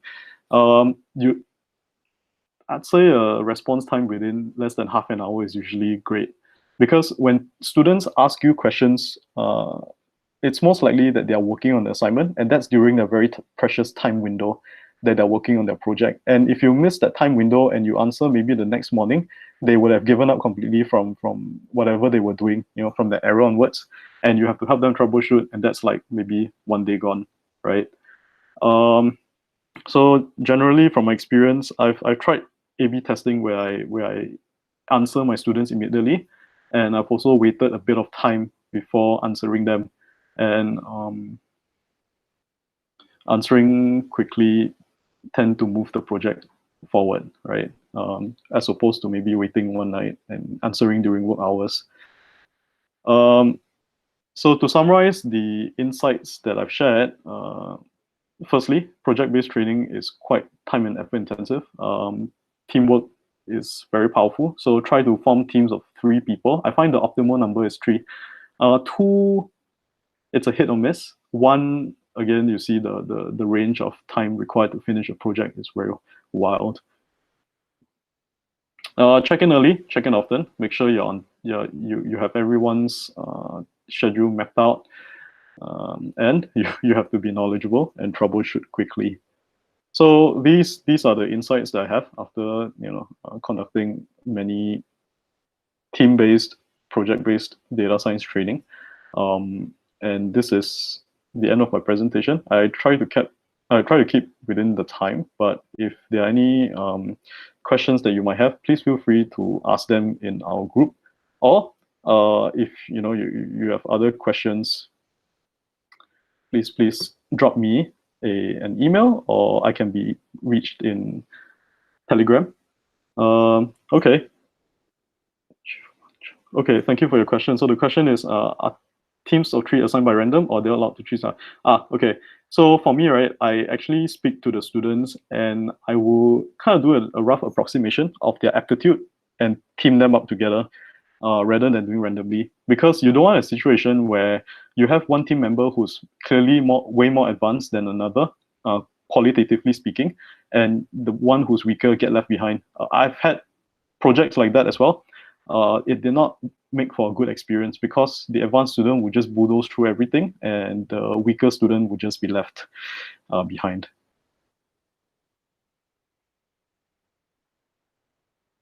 Age limit. Age limit. I would say this is best suited for students in tertiary education and above. I haven't had much success with students in, say, secondary JC, not yet. Rough profile of my students. Okay, so rough profile, half of them are working adults, the other half are uni students. We've had most students from NUS and SUTD, and maybe 10 to 20% from SMU. We have a very small minority who are in NS as well.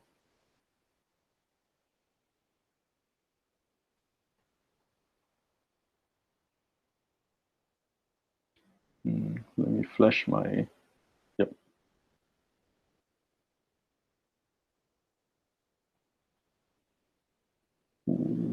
Okay, time check. Okay, yes. Please feel free to connect with me via Telegram or, yeah, just let me know you're from PyCon and I hope we have a good conversation ahead. We're looking to collaborate with different institutions. Yeah, so please, I'm looking out for collaboration, partnerships, or whatever. Thank you for having me. I'm gonna end my show now. Okay. Okay. All right. Thank you. Yeah. Yes. Thanks very much, Mr. Jackie. Next we are moving on to our next segment, which is lightning talk. So lightning talk will be a very short burst of intro.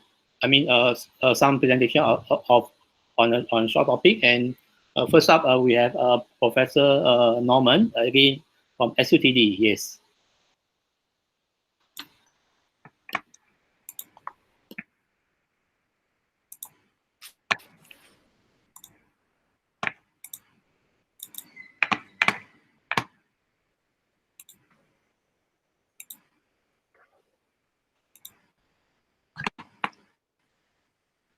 So, hi, good afternoon, everyone. Can you hear me?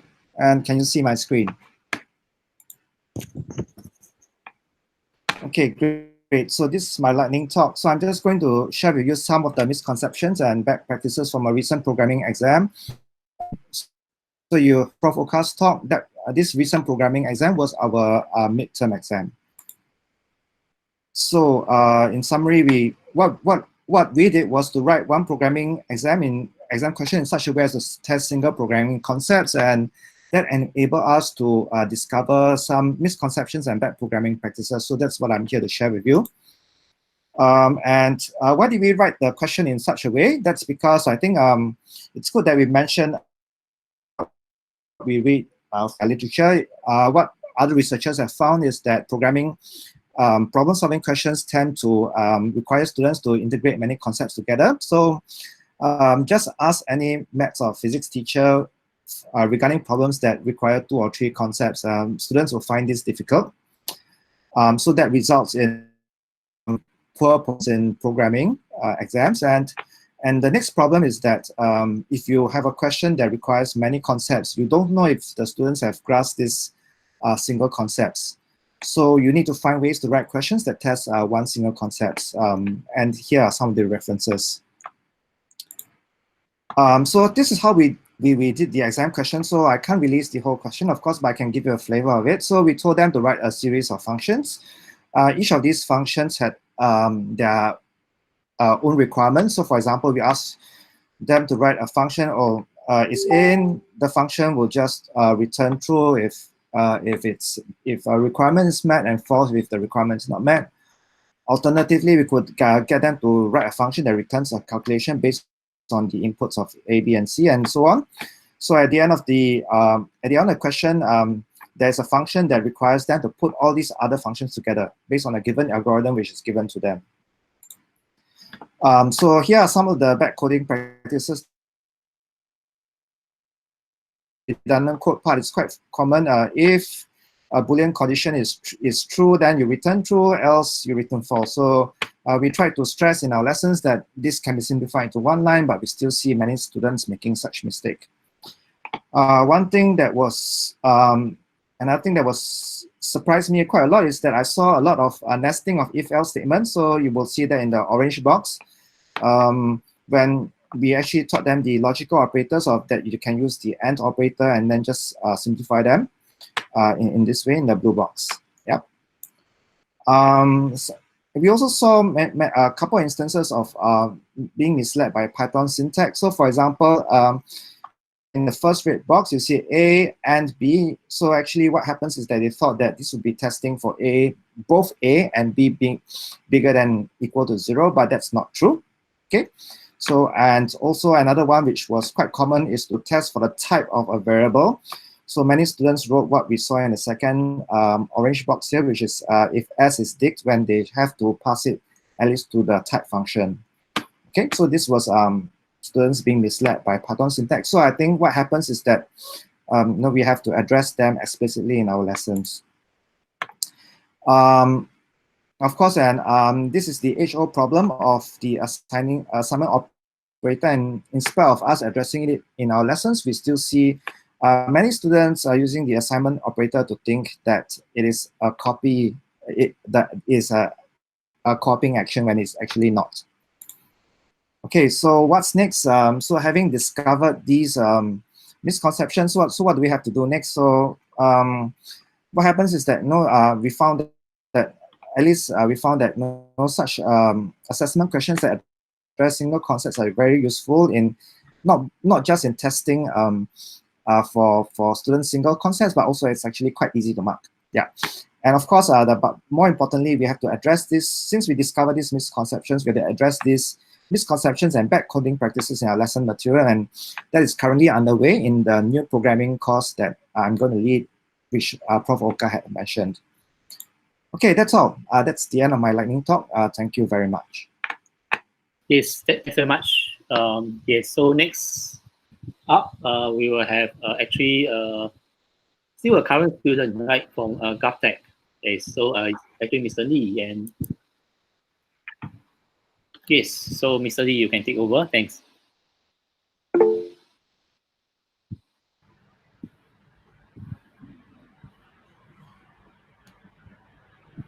Yep. Hi, everyone can see the slide? Yeah.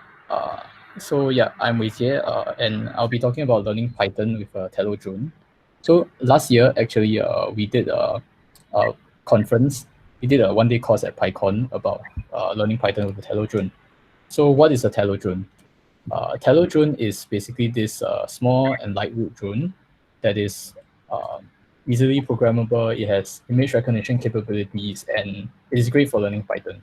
So what makes this different to like traditional platforms like Let's Coding or like Raspberry Pis is that this can help the student understand sequential flow of program logic more easily. So what I mean by this is that lines of codes will become the actions that students can see the drone perform. So if we say drone move left, drone move right, the students can see very clearly that happening. So students who are not like very familiar with programming will be able to get used to like the computational thinking of this easily. We can also capture the students' attention and help them stay focused. So last year during the conference, the participants, they were able to stay focused and keep doing the stuff like for hours at end actually. And bugs in the code are obvious when the drone misbehaves, and the SDK is actually quite powerful, and it allows you to do stuff like video streaming, object recognition, just out of the box, and so you can explore stuff like AI and computer vision easily.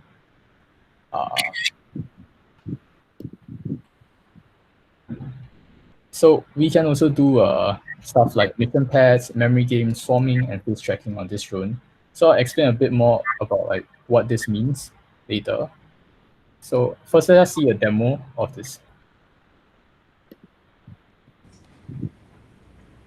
So you see, we can do swarming with the drone, which is basically controlling multiple drones at once. We can do stuff like doing a flip on a drone. So yeah, so let me just go through one example project on how to teach students to program. So for this, we are going to make the drone fly in the shape of a polygon with end sights. So this is just a short snippet of like the main part of the code that will make this work. So firstly, we have an input on like how many sides the polygon has. Then we do some basic geometry to calculate how much it turns. Then we use a loop that repeats a certain number of times. So let's say we have a 5-sided polygon. Then our drone will move along the 5 sides through this loop. And then you send commands over the network to the drone for it to move. So you see, just with this very short and simple example, we are able to go through these abstract concepts very efficiently and like in a way that is very obvious and easy for the students to understand. Right? We go through stuff like user input, math in programming, loops, and using functions. So we also have, this drone actually also comes with this thing called a mission pad, which is this physical object. It's a mat, kind of like a mat-like object that you can just place on the ground that the drone can use its camera to detect. So what the drone can do is that when it's within the detection range, the drone can move relative to this mat. So the drone has some real-world awareness. So say just with this simple command, we can ask the drone to move 30 cm relative to the mission pad, or like 50 cm above the mission pad. So this allows us to really connect the drone and the physical world, and we can design games that can really has like implement stuff like AR and very interactive games through that. So there are many other applications, like we can do stuff like memory games, we can do stuff like swarming, which is basically controlling multiple drones at once. And we can do stuff like object tracking with image recognition.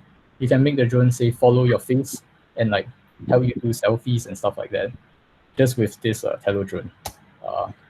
So before I end my talk, let me just talk a bit about drone regulations. So drone regulation is okay for indoors, but for outdoors, you cannot have the drone fly too high or have a drone that's too heavy, and you cannot fly them outside these areas. So if you're in the east, you can only do it indoors or you bring it somewhere else. Yep. So everything that the examples I've gone through, they're in our GitHub repository. And we actually also have swarming and face tracking on the GitHub repository too. So if you're interested, do take a look at it. Yeah, thank you. Any questions?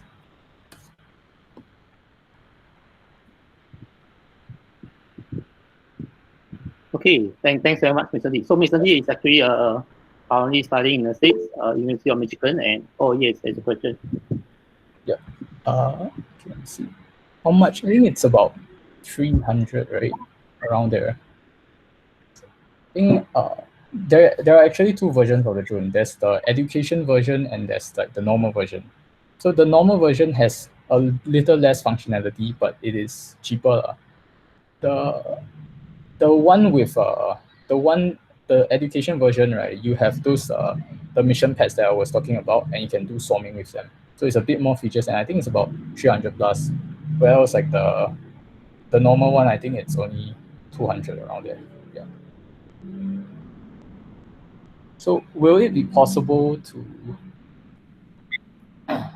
for the drone to be used to pick mangoes on the trees for commercial use? If you're talking about whether it is possible, I would think so actually, because this drone, right, can communicate over like a wireless connection, right? You can actually control like another, like if you have like a mechanical arm or something that can be controlled via code, you could implement that. But I think if you are doing that, you might want to use like a larger drone, which has like more like weight capacity. Yeah, that would be more appropriate.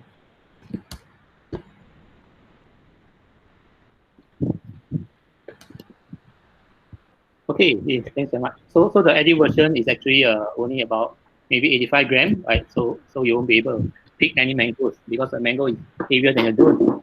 Yes. Yeah. Okay. Great. So okay, we have finished the lightning talk, but now we.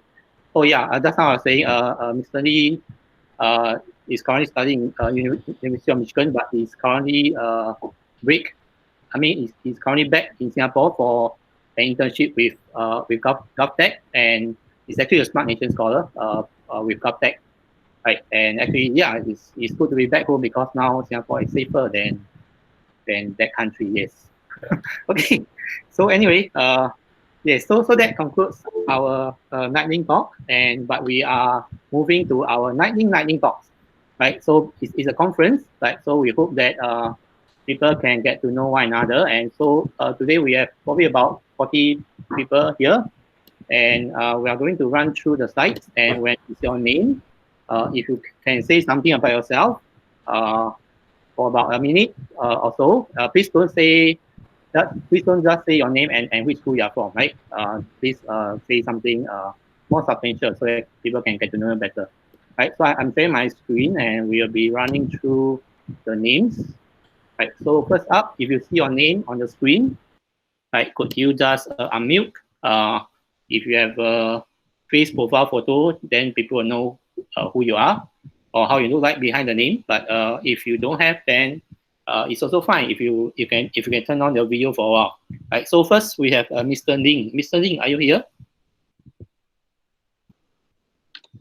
Yes, I'm here. Yes. Yes. Okay, so apart from the thing that you see on the site, anything else you would like to tell us? For me, actually, I quite enjoying this conference. I like to hear some the way how our teacher is going to teach students for the Python in school, and also for the educator how to organize the lesson to teach people who may have a full-time job also learn Python. And I think I'm quite interesting for to know everything about the Python, and also I'm like to become a teacher who teach the student in Singapore for Python. So that's why today I'm here to join this meeting. Yeah. Yes, Thank you. Thanks, Mr. Ling. So Mr. Ling is actually a new citizen, so he wants to join teaching. So it's great. Please come and join and become a computing teacher. So yeah, thank you. And incidentally, one of the project that is he's under his charge is actually this Healthy 365. Yes, there's an app that you all can use to give NTUC voucher, I think. Yeah. Okay. Yeah. Please feel free to reach out to him. Okay, next we have Mr. Chen Hong Tak from Admiralty. Yes. Would you like to say something? Hi everyone. Hi. I was the first time here, so actually invited by Mr. G. Then I'm a teacher in Admiralty side, basically dealing with STEM's courses as well as robotics. So it's good to have to listen to what is being offered around and all the sharing around. And look at the sharing today and on today what to expect. One is about the tools and the other one is about the practices. So I have a good learning experience for today. Thank you very much, everyone. Yes, thanks very much, Mr. Chen. Okay, next we have Mr. Ho Wai Kin. Yes, are you there? Yes. Yes, Mr. Ho, are you still there?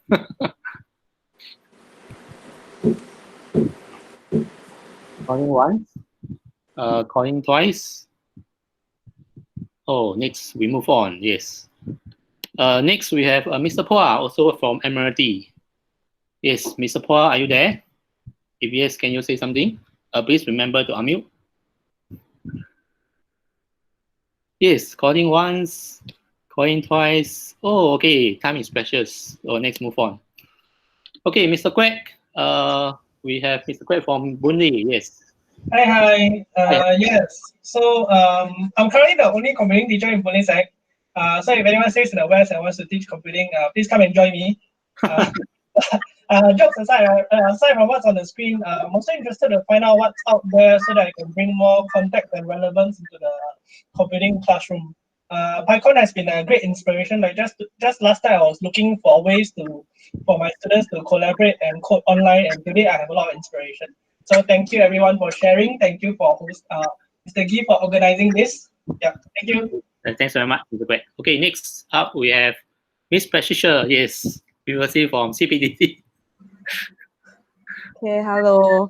Okay, this is my first year going back to school to teach. So I thought it's very good to see how other people teach. And then I thought the JupyterHub and all the different projects that the people presented is very good. Okay, so it's a learning experience for myself also. So this year, what did I do? I tried Google Classroom.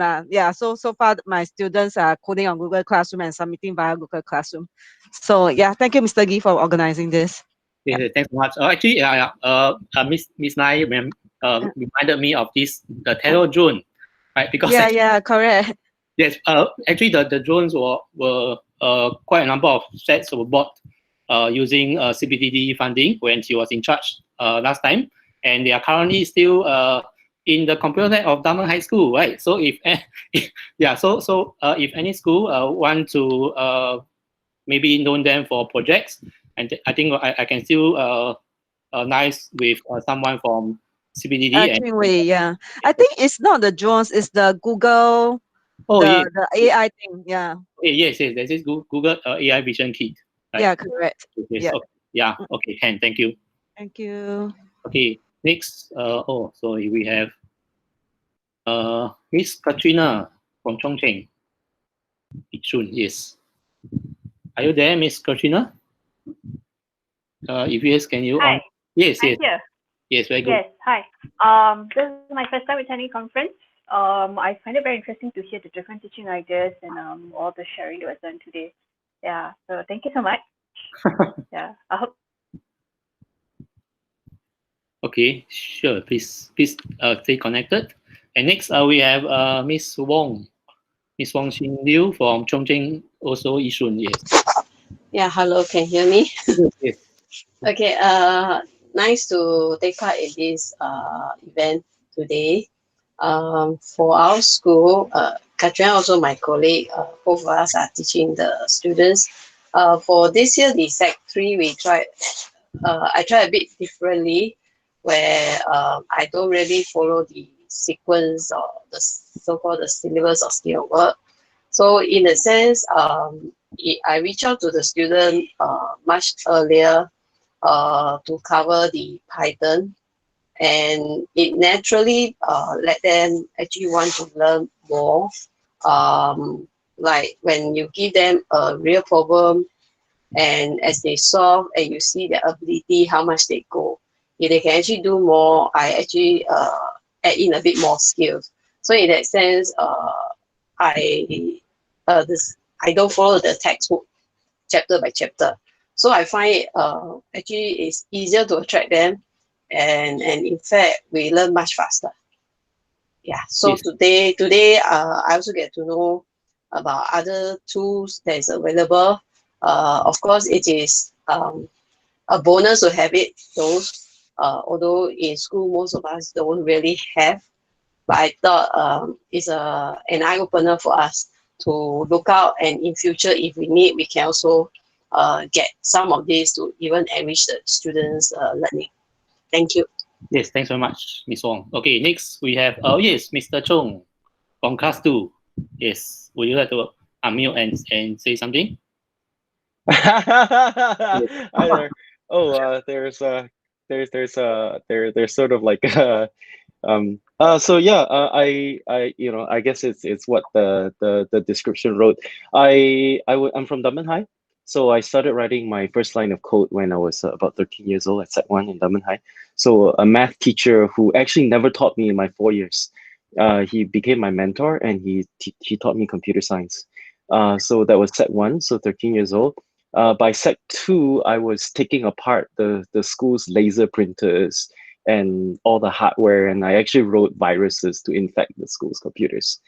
By Sec 3, I represented Singapore, so I ranked top nationwide, and I represented Singapore for the International Computer Programming Competition. So during those days, I owe Diamond High a lot. That's literally, I have always been in public school. I've never been to like private school. So I've always been using the school's computers. Like, Diamond High bought me all the books that I needed. Because my parents never even bought, like, they can't afford me a computer. So so I was winning all these trophies with, and I was just using the school's computers. And so every single year I go back to Diamond High. So I try to pay it back. So for currently I help out, like the computing program by because I'm in the industry. So, like through Mr. Gee and a few other computing teachers, I actually try to impart the latest knowledge of what people do in the industry. Like, for example, if you write a web servers are not written in the way the textbooks teach it anymore. Like things have moved so fast. So I'm trying to sort of like pay it back for all the things that, like Diamond High has given to me by sort of like imparting all, any sort of like recent computing knowledge. I run a company called Class 2 right now. We actually take a lot of interns from actually the Diamond High interns are doing really, really well in Class 2. So we actually sort of like treat them as an equal. And so they learn everything that we have at a startup. So Class 2, we're actually sort of like Google Hangouts, but it's actually a lot more interactive. You can actually not just video conference, but you can collaborate. So just now I was listening to everyone sort of like, all that struggle, right? You kind of need to set up your Jupyter net. You're kind of like your Jupyter servers before you can get anything done. So I think that's what we are trying to learn, what the pain points for teachers are. You should actually just be able to just go to Class 2, launch something, and then just start teaching with it. And in a very collaborative format, no switching. So yeah. Anyway, sorry I took up so much time. But sorry. Yeah, thanks. Yes. So sorry, we are. No. Sorry. Yeah. Three, right? Yeah. So next, we have Mr. Chia. Are you here, Mr. Chia from Clementi Town? If yes, please unmute and say something. Hey, hi everyone. Thanks for all the sharing. I think I really learned a lot. So I think you have shared with me a few things on how to do real life projects. I hope to bring them to my students. Thank you so much. Cool. Yeah, thanks very much. Okay, next. Yes, Mr. Dean Ang is currently now in the industry. Yes, are you here, Mr. Dean? Calling once, twice. Okay, next move on. Yes, Mr. Christopher Sim from Commonwealth. Yes, are you around? If yes, please unmute and say something. Hello, everyone. Hi. Hello. I'm glad to hear many sharings, and definitely it have enriched me a lot. And I will bring it to my class. And also, I'm actually looking at I think especially the part on the marking of assignments will definitely help me. And I'm also looking at Google Colab.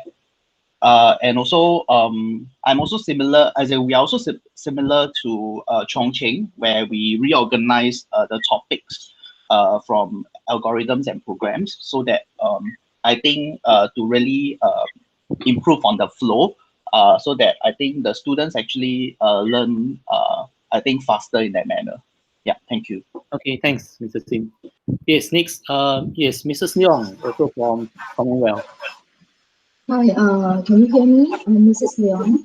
Yeah. Teacher from Commonwealth. I used to teach CPA for many years, like 20 over years. So I'm very, very new to computing. I actually attended the course by CPDB, organized by Patricia. Good to see her again. So last year, we attended the class last year. So this is my first year actually really teaching computing. Yeah, so I'm happy to hear a lot of sharing in this conference. Yeah, thank you very much, everyone, who has shared. Thank you. Yeah, thanks very much, Mr. Seong. Oh, hey, next, that's me, yes. Okay, so actually, I just wanted to quickly share that I attended the PyCon US Education Summit, and there happens to be this community on Slack, which connects you to the US educators doing Python. So it's not a very heavy, busy community, probably pretty small, but in case you're interested, you can make use of the guide. Yeah. Okay, thanks. So next we will have yes, Mr. Tang from Dunman High also, PE teacher. Cool. Hello, everyone. Thank you, everyone, for all the great sharing. I hope one day I can also contribute to this platform. Once again, thanks, everybody. Okay, so Mr. Tang, despite being a PE teacher, he actually did some microbit projects to get his air weapon clubs students to play a game and measure the steadiness of the hand. Yes. So yeah, if you're doing anything microbit related, yeah, please also get connected to him. Yes. So next, we have Mr. Vincent, right, also from Dunman High. Yes, are you still there, Mr. Vincent? Yes, if you are there, please unmute. If not, calling once, twice. He was here just now. He was some question. Okay, next move on. Okay. Oh, okay. We heard from Mr. D, right? So we'll just skip him and Mr. Tami also. And oh, we have Mr. Nai. Is Mr. Nai here today? Hello everyone, Wai Liang here. Yeah, thank you for having me. Thank you, Mr. Gee. Glad to see so many of us coming here to learn. I think one of the things that I look for is always how to teach the students, especially we have a lot of novice students. Yeah, so I heard from Opa, there's a lot of novice also at university, which is quite good. So that means we got a lot of things to share. All right, hope to be able to contribute in future. All right, thank you. Yes, thanks very much. Okay, next we have Madam Ho. Yes. Hello, hi everyone. Can you hear me? Yes, thanks. Okay, hi. Hi everyone. I'm from Marie Stella and I'm teaching computing. Okay, I think this has been a very great learning experience for me. And then hearing from all of you and all the various ideas. I'm always on the lookout for new ideas on how to engage the boys because they get bored very easily. Yeah, thank you. Yes. Okay. I was from Martha as well last time. Yeah. Okay. So anyway, yeah. Let's move on. Oh, Miss Iris Lee Dr. Iris Lee from MOHQ. Yes. Would you like to say something? Hi, good afternoon. Thank you, Mr. Gee, for having me once again. I've learned so much, and seeing all the amount of work being put forth is very heartwarming. I'm translating, the R codes into Python for text analytics, and we are using that for various aspects in our course of our work. Okay, thank you so much. Thanks very much, Dr. Lee. Okay, next we have Mr. Wong from Montfort. Hi from FFF. What is FFF? Mr. Wong, are you there? Yeah, can you hear me? Yes, thanks. Yeah, my name is Teck Pyo. I'm from Montfort Secondary. I'm one of 2 computing teachers at Montfort Sec. So we've just had our first batch graduate last year, and looking forward to many more years teaching computing. I am also teaching a PE teacher. I heard there's a PE teacher here as well. So I'm making a transition to become a computing and ALP related teacher. All right, so it's very nice of Mr. Gee to organize this. It's very fun to connect with everyone that I know and making new connections here. Thank you very much, all. Thanks. What is FFF, by the way? Sorry. Miss Fu from Innova. We are friends, classmates. Oh, yes. Okay, cool. Thanks. Okay, next, Miss. Yes, Madam or Miss. Mrs. Neo. Okay, yes. Hi, happy to be here. I'm happy to announce that we have a new computing teacher in our school, and we are still looking for one more teacher to come and join us in Raffles Institution to teach the A-level computing. If anyone is interested, do look out for our job posting on our careers page. Thank you. Yes, thanks. So there are 3 JCs starting computing this year. Raffles is one of them. The others will be Temasek and Victoria. And by the way, Dunman High also looking out for computing teacher. So please look up. Yeah, very shameless. It's like Yes, yes. I Thank get you. people. Bye. Okay, next, yes, someone very interesting, right? Mr. Harris. Oh, yes. Yes, hi, how are you? Thank you for organizing this, Guy. I'm actually glad that this thing is happening online. I put something in the chat earlier about using data journalism as a means to teach those who are not in the IT industry how to use Jupyter and Python to do data analytics, because what you want to do is to teach skills on how to actually do something rather than just looking at these are the for loops and these are the if and this, if else, and so on and so forth. And I actually had a chance to run that in a class for, it's called Girls in Tech session a couple of weeks ago, and we had I think 30 women who took part in that. That was good fun. It's over a period of 3 days, and we taught them how to use Jupyter on Colab and walk it through that way. So I'm glad that you are doing this, and I thank you very much for doing this. And I'm happy to get someone else to help do this kind of training as well. Okay, great, thanks. So maybe we should invite Mr. Harris to give a talk next session. Yes. Okay. The answer is no. Yes, thank you. Okay, next. Yes, Boss Yo from SST. Hi everyone. Yeah, I'm just somebody who's new to this community. Really thank Mr. Lee for organizing all these conference that we could actually get together and really learn from each other. Really appreciate the time and effort he has put in. Thank you. Yeah, actually it's quite fun. So if you want to organize, please join me. Yes. Okay, next we have Boss Tang from SST also. Hello, not boss. Yeah, I'm just a secondary school teacher, teaching Python for this my second year. Thanks for all the sharings. I am looking forward to try some of them, like Professor Oka's idea of interviewing students about their code, because in SST we also have some project work for students. Yeah, and the assessment is also is a perennial problem lah. Currently, I'm using HackerRank, which my students love. Because they're very competitive, so they don't want to score better than their friends. But HackerRank is terrible for feedback, so maybe JupyterHub might be something that I will be keen to explore. Thank you. Okay, cool, thanks. And we also have another teacher, Boss Pang from SST. Yes. Hi folks. I'm not really a teacher, more like a teaching assistant to the previous two colleague over here. The sharing was pretty good today. I is glad to know that in the tertiary field, project work is given more emphasis, and that SST is probably on the right track. We actually dedicate about 8 to 10 weeks of term 1 for students to actually do a project in their secondary 4 year. If you're interested in knowing their project, we can talk privately later. Thank you. Yes, or you can give a talk next session. Thanks. Yeah, so actually, yes, one pretty young student from SST actually wrote this platform called Code Collect. Right, so if you're interested, please check it out. It's really pretty cool. Yes. Okay, so next we have Miss Tay from Singapore Poly. Yes. Hi. Yes. Hello. Hi, everyone. Yes. Yes. I'm actually a adjunct lecturer at Singapore Poly School of Computing. So I mainly teach full stack web development as well as Python for data science in Singapore Poly. Yeah. So outside of Singapore Poly, I also teach privately. Students ranging from secondary school, JC, Poly, and uni, mainly in computing and coding related fields. Yeah. So the nature of my job is that I mainly work alone, besides interacting with the module teams at SP for my various modules that I teach.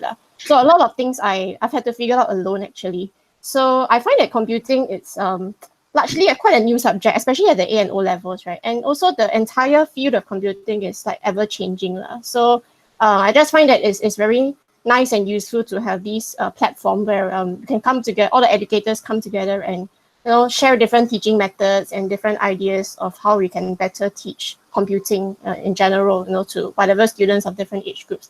So I just very thankful for letting me into the conference to hear the sharing. So it's very, very good sharing, and yeah, nice to meet everyone. Okay, thanks. Mm. Yeah, we usually have past years quite a number of lecturers or staff from SP who sign up, but yeah, actually the first one who actually attended. So, yeah. Okay, so next, yes, we have Mr. Murray or Dr. or Professor Murray, right? So hi, good afternoon. Can you guys hear me? Yes, thanks. Fantastic. I'm actually a colleague of Professor Oka and Professor Norman, who presented earlier this afternoon. We've been teaching Python and deep learning together at SUTD. I'll keep it short, actually, by thanking everyone for the inspiring presentations. And I'm very much looking forward to the next conference. I'm actually new, so I'm not quite sure, how frequent those conferences actually are. Is it a yearly thing, or? Yes, we try to make it a yearly thing. Okay, well, that's great. I'm very much looking forward for the next one. Okay, thank you. Thank you. Thanks. Okay, next we have Prof. Norman and Prof. Oka has spoken. Oh yes, a newcomer this year as well. Is it Mr. Roshan? Are you here? I saw his email just now. Hi. Mr. Roshan, calling one. Oh, Guy, this is Harish. I just wanted to say, Roshan, I invited him because I know his father. So he's a student at SGI, in Sec 1 in SGI. So looks like he signed up. So that's good. Yes. Okay, great. We sometimes have some students who mistakenly sign up, but it's okay. Yeah. Okay, next, Mr. Chua from Temasek. Yes. Boss Chua, are you here? Calling once, calling twice. Okay, let's move on. Okay, yes, Mr. Tan has spoken. Oh, yes, Miss Boss from PJC. Hello. Hi. Hello, everyone. Hello. This is the second time that I joined this PyCon Summit. Last year was the first time. And last year when I joined, right, I was still only a physics teacher, but I was a computer graduate. But then when I joined, right, I met many teachers who inspired me to think about teaching anything, especially this teacher I met last year, Fang Fang from Asia Innova. I still remember she was a physics graduate and then she converted to computing, and then I was like, yeah, so as a computer graduate, I was like, yeah, I was very inspired, so I decided that I should go for it, and finally this year I was given a chance to teach it next year, so I'm really looking forward to teaching next year. Yeah. Yes, cool. Yes, so we need definitely more female computing teachers. Yes. Okay, next, yes, we have Boss Wong from VJC as well. Hello, good afternoon to everybody. Yeah, so I'm Derek. I'm from VJC. I'm going to start. I'm going to be a beginning teacher at computing next year. So I'm glad I had the opportunity to come in here and look at and listen to the sharing that more experienced teachers are sharing about what they are doing and how and their learning experiences and journey. So I hope I get to participate in more of these conferences in future. Yeah, thank you. Yes, thanks, Boss Wong. Yes, so yes, I'm especially happy because I was on VJC, and when I left VJC, they closed down computing. Now, yes, we have Boss Wong and Boss helping to revive it. Yeah, thanks. So yes, we have this name has been mentioned a few times, right? Hi, Mr. Gee. Yes, I'm FFF. Yeah, anyway, first and foremost, thank you so much for organizing this conference for us. And thanks to all the speakers for the great presentations. I think it's giving me and David a lot of ideas how to incorporate some of those into our own YIJC computing curriculum. Yeah, so something more about myself, apart from just teaching A-level computing, I am also a teacher for the Infocom club at my school, Makers CCA. Yeah, and so glad to see some of my friends here, my classmates, Teck Piao, Jun Hong, and a few others, and also Mei Chan, yeah, who joined computing, right? Switch from physics to computing. Yeah, glad to have you on board. Thank you so much. Okay, I'll pass the time over to David. Yes, thank you. Yes, Mr. David. Hey, hi, I'm a computing teacher in the Asia Innova Junior College. Okay, we have been teaching computing since 20 17 or 18. Yeah. So it's been quite a few years, and then maybe we look for the next opportunity to share with you how we have been all this while using the cosmology to administer our Python course, A-level course, and then also how we have been managing the students in their acad. Yeah, so we look for the next opportunity to share that. Okay, cool. Thanks. Yes, we have is Mr. Kelvin here. Hi, Mr. Gee. Thank Hi. you very much for organizing this year's conference. I'm from Zhonghua Secondary School. We've been teaching computing since 2017. Yeah. If anybody has any ideas on how to select students for the course, I'm all ears. Be it IQ tests, aptitude tests, capability tests, whatever tests. Thank you. Okay, you mean for Sec 2 students? Yes, for Sec 2 students. Okay, cool. Okay, sure. So I don't teach that young students. Okay, so actually, yes, so that's oh yeah, Mr. Ng has spoken. Oh, actually, they are about 40 plus people on Google Meet. So, but I only got these names from the registration. So I think I'm missing maybe a couple of people. If you have not been introduced or you have not spoken, I think I saw, for example, Miss Liu from JPJC as well. Right? Would you want to say something? Hi everyone, thanks Mr. Gee for organizing this, and yes, the presenters for sharing your valuable insights. I'm currently teaching JC2 and still using cosmology for auto-grading. So what I would like to achieve this year is to deploy web app on Heroku, because what we have been doing is just to run on the local host. Heroku, okay, yes. Okay, so that is Miss Liu.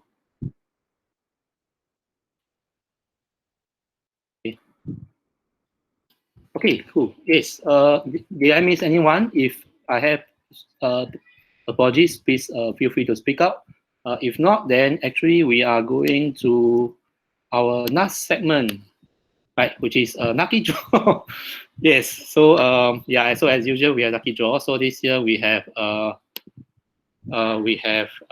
just 3 prizes, right? So one is this enhanced microbit, right? So it's a Adafruit Circuit Express playground. So it looks like a it actually programs like a microbit, but instead of MicroPython, it uses CircuitPython, right? Which is some people feel that it's actually closer to Python, right? So so yes, so let's see who is the lucky one. Okay, so next we have this 2-month subscription to Real Python, right? So this is actually one of the resources that are actually used quite often for teaching A-level computing, but I think it's, they are quite progressive, so we can get some of the resources there also. And lastly, yes, so we have this board game, right, for teaching networking and cybersecurity, right? So if it's actually a Kickstarter project, so I have not received it. So when I receive it, I will let the winner know. Yes. So how do we do a lucky draw? Yes. Let me. Oh, okay. Of course, we have a script. Yes. So I just did this last minute. So in case there are any bugs, right, we'll troubleshoot together. Right. So we'll choose 3 winners, and these are the prizes in an array or Python list, and then we will read from this file. Right. So there's this file that I got from. Right. So I think some people were not here today. So if you're not here, then of course you won't be eligible.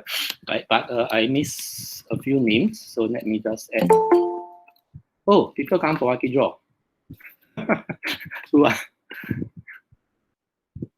Oh yes. Yes, boss team, you're back. Right. So okay, cool. So let's do this. Right. So I'm going to read from this file, and then after that, instead of the random module, we actually organize this building blocks program. It's a student outreach program. So and from that program, actually, there's this NGC student, computing student, who introduced me to this secrets module.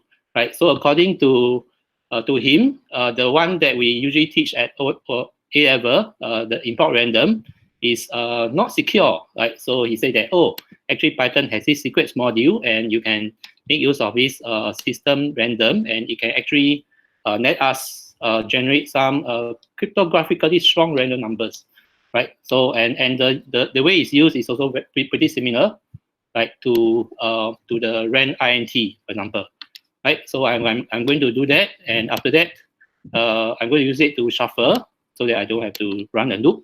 But I'm still having, I'm still going to have a loop, and it will take an index, 3 lucky indexes, and then indices, and then it will print out this this price, right? So yes, so how shuffle works is that if you have throw in a list, so even though this list is in no particular order, you randomize it, right? So yes, so but then we still go and use rand int. Okay, let's see. Okay, so let's just run it. So it's just output all the 3 winners, and yes, and people will see the results all at once. Oh yes, so we have 3. Okay, this is the original list. Sorry, unfortunately, I just wanted to print out everything to show you that it's actually random. And then after that, we have these 3 indices, and then we have these 3 winners. Right. So yes, very good. Congrats, and finally, we will be sending the physical items to you, but the online one we can email you. So yes, congrats to the winners. But everyone will get a T-shirt, and we haven't printed the T-shirt. We will let you know when it gets printed and find some way to get it to you. Right. But actually, we are hoping that this is only a half-day thing. Traditionally, we actually do a full-day conference, right? So maybe if there is such an opportunity, we will hope to have one more. Initially, actually, the conference was meant to be on end of June at PayPal. PayPal has volunteered to host us, but currently they are also under this circuit breaker measure, right? So we'll update you, and hopefully you can join us again. Right, and finally, the last thing that we want to do before we go, it's already 4:27. Right, we would like to take a group photo. Right, so if you can please just turn on your mic, your video, and then I can quickly get a snapshot.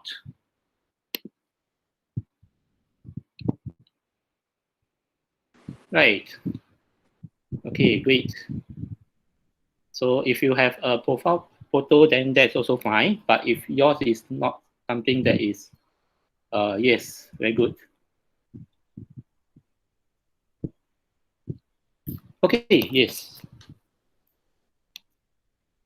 Okay, Mr. Lai, are you? Okay, some of you are on multiple devices. Okay, so by the count of 3, 1, 2, and 3. Okay, wait, one more. Sorry. 1, 2, and 3. Okay, thanks very much, and yeah, see you next time. Thanks for spending time with us this afternoon. I have enjoy the rest of the circuit breaker holiday. It's the last week. Yeah, see you back in school sometime. Bye bye. Bye everyone. Okay. Bye bye everyone. Bye. Thank you. Bye bye. Thanks.